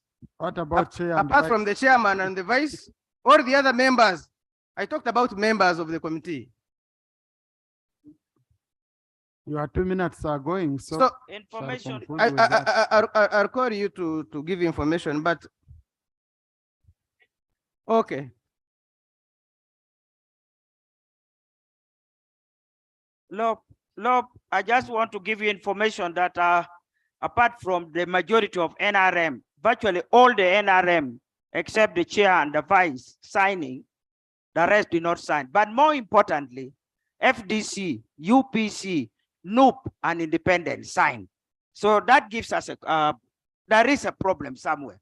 Can we be told? Secondly, of the tarmac roads in Uganda, can we, as a matter of fairness, now know how many are in the west, how many in the center, how many in the north, how many in the north, how many kilometers are tarmac in the north and in the east and in the center and in the west? We need to know, because this is national sharing of the cake, right, Honorable Speaker. I know you are crying, you come from the west, but your constituency doesn't have tarmac road. But can we know how many tarmac roads, how many kilometers of tarmac roads are in the west, in the center, in the east, in the north?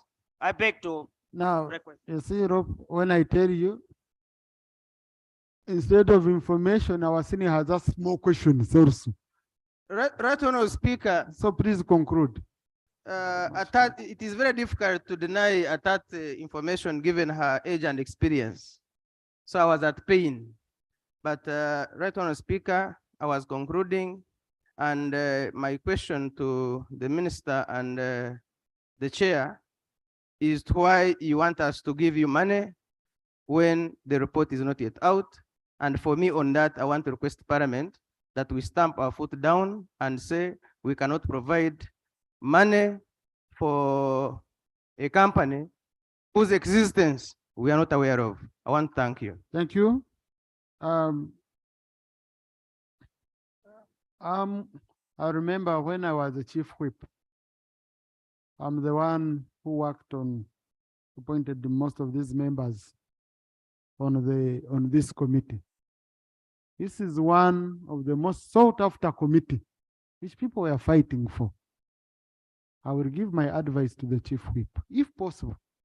Members who didn't sign the report without an explanation and cannot bring even a minority report should be dropped.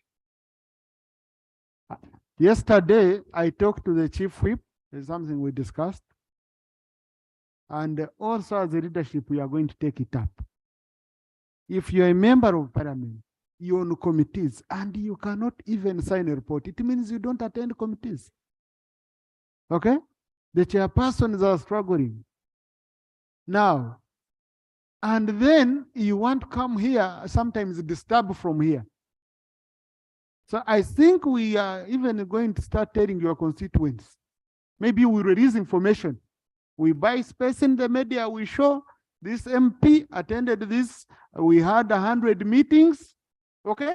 And he only attended 2. And this is where they were discussing business of their constituents. We might be forced to reach that level. Why aren't you attending committee meetings? And then you are choosing ministers of not attending.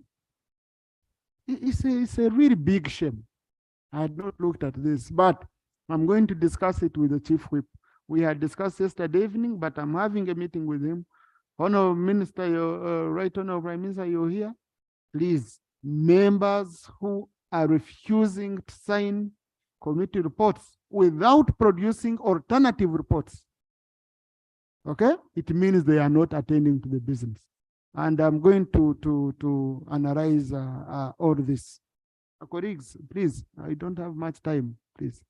Number 2, on the issue of us not giving money to Minister of Lands, no, we will give it money. It must be appropriated to, but because you see, colleagues, sometimes people take advantage of a gap in the law. Article 118, clause 2 of the Constitution says, upon a vote of censure being passed against a minister, the president shall, unless the minister resigns his or her office, take appropriate action in the matter. It does not give a timeline. It does not define which kind of action. So the best I can do is cross-check with the executive if they took any action on the matter. No, we wrote by submitting the resolution of this house. So the gap is in the law, okay? So for now, but I would request honorable colleagues that we appropriate money. Since we have other ministers, we shall appropriate for what you call the good one. Honorable Nabakova, you considered the good one, okay? Thank you. Honorable Minister. Chair, you will conclude. The procedure, yes, Esther? Don't mind, I'm allowing you, take it quick. I don't want you to. Thank you so much, Right Honorable Speaker. Right Honorable Speaker, won't it be procedure right as the minister or the chairperson comes back to respond, really gives us the way forward over Entebbe Express Highway lighting security features, being that its money is entirely outlined and we pay, and 2, it's the contract shows that they had to take care of that. Today, Wakiso people have insecurity due to that involvement. I beg to request. I can see how you've passed in the kitchen to come to the main room. He has taken note, he will answer. Our Honourable Minister can answer that quickly. This is 2 minutes each. Right Honourable Speaker, it is true that this budget that we are discussing is going to put a lot of emphasis on maintenance. But it is not entirely true, like UNRWA says, that there will not be completely 100% new projects coming on board. That is the business of the executive. We will be working as executive, working with you, Parliament, to identify some very exceptional cases and bring them on board. But the emphasis with these resources that we are giving is maintenance. That's 1. 2, let me just cite one case. There has been this concern by my colleague on this road of Luero, Iwoko, Butalangu, Nakaseke headquarters. I am happy to report to this house that a contract has already been signed. What is just awaiting now the final stage is the Solicitor General to append his signature, and that is being worked on. So very soon, my humble self or my senior, or even a person more senior than all of us, will be coming to do the groundbreaking. Right Honorable Speaker, at one point here, my senior colleague presented a general overview of the road situation as asked by IMAT, Cecilia Timogwal. But if you don't mind, if this house doesn't mind, we'll again come back here and indicate to this honorable house how we have done the number of kilometers and the breakdown per region and what needs to be done. This will be very happy to do. In as far as equipment for the new districts concerned, you gave some resources here, but those resources were not adequate. And that's why we're asking for 27 billion. In our opinion, with the calculation that has gone into by the technical people, if we receive that 27 billion, that will enable us to at least tackle the 16 districts, new districts. Again, like Mr. Speaker, you've correctly said, and I want to say this, your mind and the mind of this parliament met very well with that of His Excellency the President, particularly on the 1 billion shillings per district. But because I am not the spokesperson of cabinet, but since it is now public information, the Right Honorable is here. It is His Excellency the President who came and directed us as cabinet. You are discussing this, but before you proceed, make sure there will be 1 billion shillings per district in this coming budget, His Excellency. So once the Chief Finance Officer, His Excellency, made that directive, the rest of us were not just to salute and say permission to carry on. And that's what we precisely did. So we want to thank you, Mr. Speaker, and honorable members, for the meeting of minds on this very critical subject. What needs to be done, I had not, because also we had not looked at the nitty-gritty on how do we channel the money to the districts. But this house seems to guide and suggest that it should go through the road fund so that there is a structure. And that's a matter that we don't, I have only 1 minute. I have only 1 minute. No, so, you don't have a lecture of time. Yes, so Mr. Speaker, first of all, the road sector is very critical. I am personally embarrassed when I pass the city and see these potholes with the water and some dry. We are going to work on this pot. We are going to work on the potholes. Thank you, Honorable Minister. Yes. That's enough. Thank you. Now. Thank you.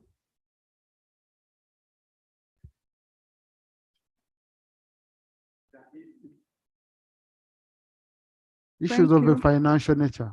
Thank you, Right Honorable Speaker of Parliament. I want to thank the committee for the report. Our issues have been ably captured by the committee report. Right Honorable Speaker, 2 things to emphasize. As a ministry, we need money to do our work. We are underfunded, that's what I can say. We cannot do compensation. Litigation is a problem, even functioning of our EMSO offices. So we need money to help us do that. Eviction, once compensation money is provided, then we shall be in position to handle the evictions, but also the landlords to be paid off. Right Honorable Speaker, as we speak, we have landlords who decided to give us their land in 2014. But up to now, we haven't concluded payment of those pieces of land. And even subdivisions are tight and very difficult because of finances. So I would suggest that if finance can give us money, we are good to go and we are energized to do the work and serve you. Then, Right Honorable Speaker, one issue that was not talked about is the issue of USMID. It is winding up in December this year. We had 80 billion, which was supposed to be given under this project, but as we speak now in the budget, there is only 30 billion. So we were asking, if possible, let the 50 billion be allocated to USMID so that they can conclude the project by December 2023, because we are told that there will be no extension for this very project of USMID. And remember, this is a project which is helping our cities and municipalities in as far as developing the infrastructure is concerned.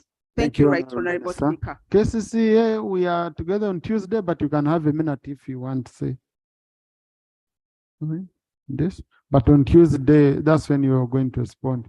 Right Honorable Speaker and members, thank you very much. The only information I can provide is that Sarama Road is not under an investigation. It has been cleared. And as I'm speaking now, The contractor is in what we call the mobilization period and utility relocation. And then the road committee, Honorable Speaker, I wrote to members of parliament from Kampala, Kampala Capital City Authority and the district as large. We are meeting on 27th. My prayer is through you, request for me the members to come and visit, because every time I have issues on the road, only 3 members turn up: Kampala Central, Lubaga South, and Nakawa East. The rest feel like they don't want to talk to some of us. And I always select a neutral place. Even this time, I've decided not to be in our offices, but in a hotel. So I request you use your voice to direct those members to come and we sort out the issue of the road committee. Thank you. I beg to submit. Thank you very much. But Oh no, Tuesday, Minister, I'll you bring a shouldn't have comprehensive road committee meetings in a hotel. Go at KCCA. There are rooms. Because and the next time you write a meeting, you invite a meeting. Yes. Please give me whether it's a blind copy. We shall work with the rope. Rope will ensure that his members attend. I welcome we your usually ideas. sometimes Thank you work very that way when we have challenges. Thank you. Yes. Honorable Chair, do you have anything to add on? Thank you, Right Honorable Speaker. I'd like to take this opportunity of thanking you for allowing us to present this committee report, and indeed the guidance you've given us through the deliberations. I'd like also to thank the members who have given different views and their requests we have noted. Thank However, Right Honorable Speaker, as the minister said, we would like the minister to bring the status of all projects or the ministers being undertaken, the status, the funding gaps, and other challenges which will help us. But I would like to respond to the LOP on the issue of the 72. Means of works, the function of motor vehicle registration is under the means of works and transport. Though URA has been undertaking that role. Now, the function has been withdrawn from URA. They are building a one-stop center where and the project is about 55 billion. Just that's the construction alone. So this streamlining of motor vehicle registration figure, which has been available, is not for the intelligent management system. It is for works to undertake the vehicle registration. Thank you. Thank you. Colleagues, just quickly, I need the Committee on Physical Infrastructure on Monday. I think you can do 2 groups because we expect a statement from the Minister of KCCA on our potholes. I need you to visit to do a spot check of the affected areas so that you bring here information I compare with what the Minister tells me, tells the House. So Minister, because we are now on program-based budgeting, so this budget is processed by this committee. So Honorable Minister, give cooperation to the honorable colleagues, and Honorable Karwanga and your team. I will need that report on Tuesday when the minister is also, the facts you found on ground as our own committee. So do that on Monday, then on Tuesday we shall have our reports. I want us to debate this issue. We see where the problem is. I want us as Parliament play our role of ensuring money is provided. Then if you are having any issues of accountability or what, those ones, we also have people who play their role and they again end up here. Because it's a shame. It's a really big shame.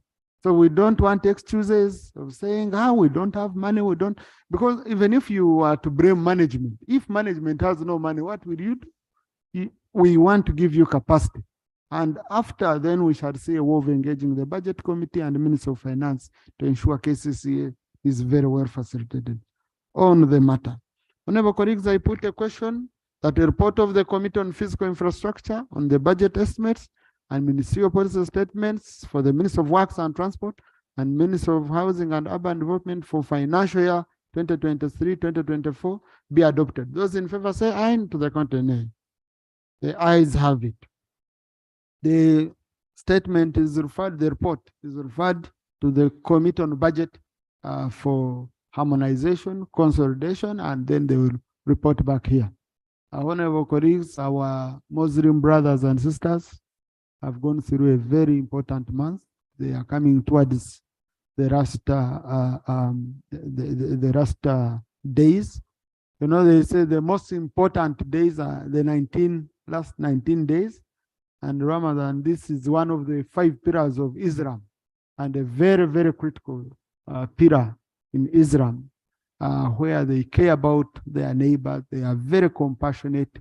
They are, you know, so this is the time. If you have a problem, it's a time to befriend a Muslim brother or sister. they will help you. Yeah, but some of us have tried to reread a bit about it and how one can benefit from it. You find it cuts across religion, and we get very, very valuable lessons from our Muslim brothers and sisters, especially during this month. So we wish you a very happy Ramadan, honorable colleagues, and a very happy Eid, and see you Tuesday. House adjourned to Tuesday at 2 p.m.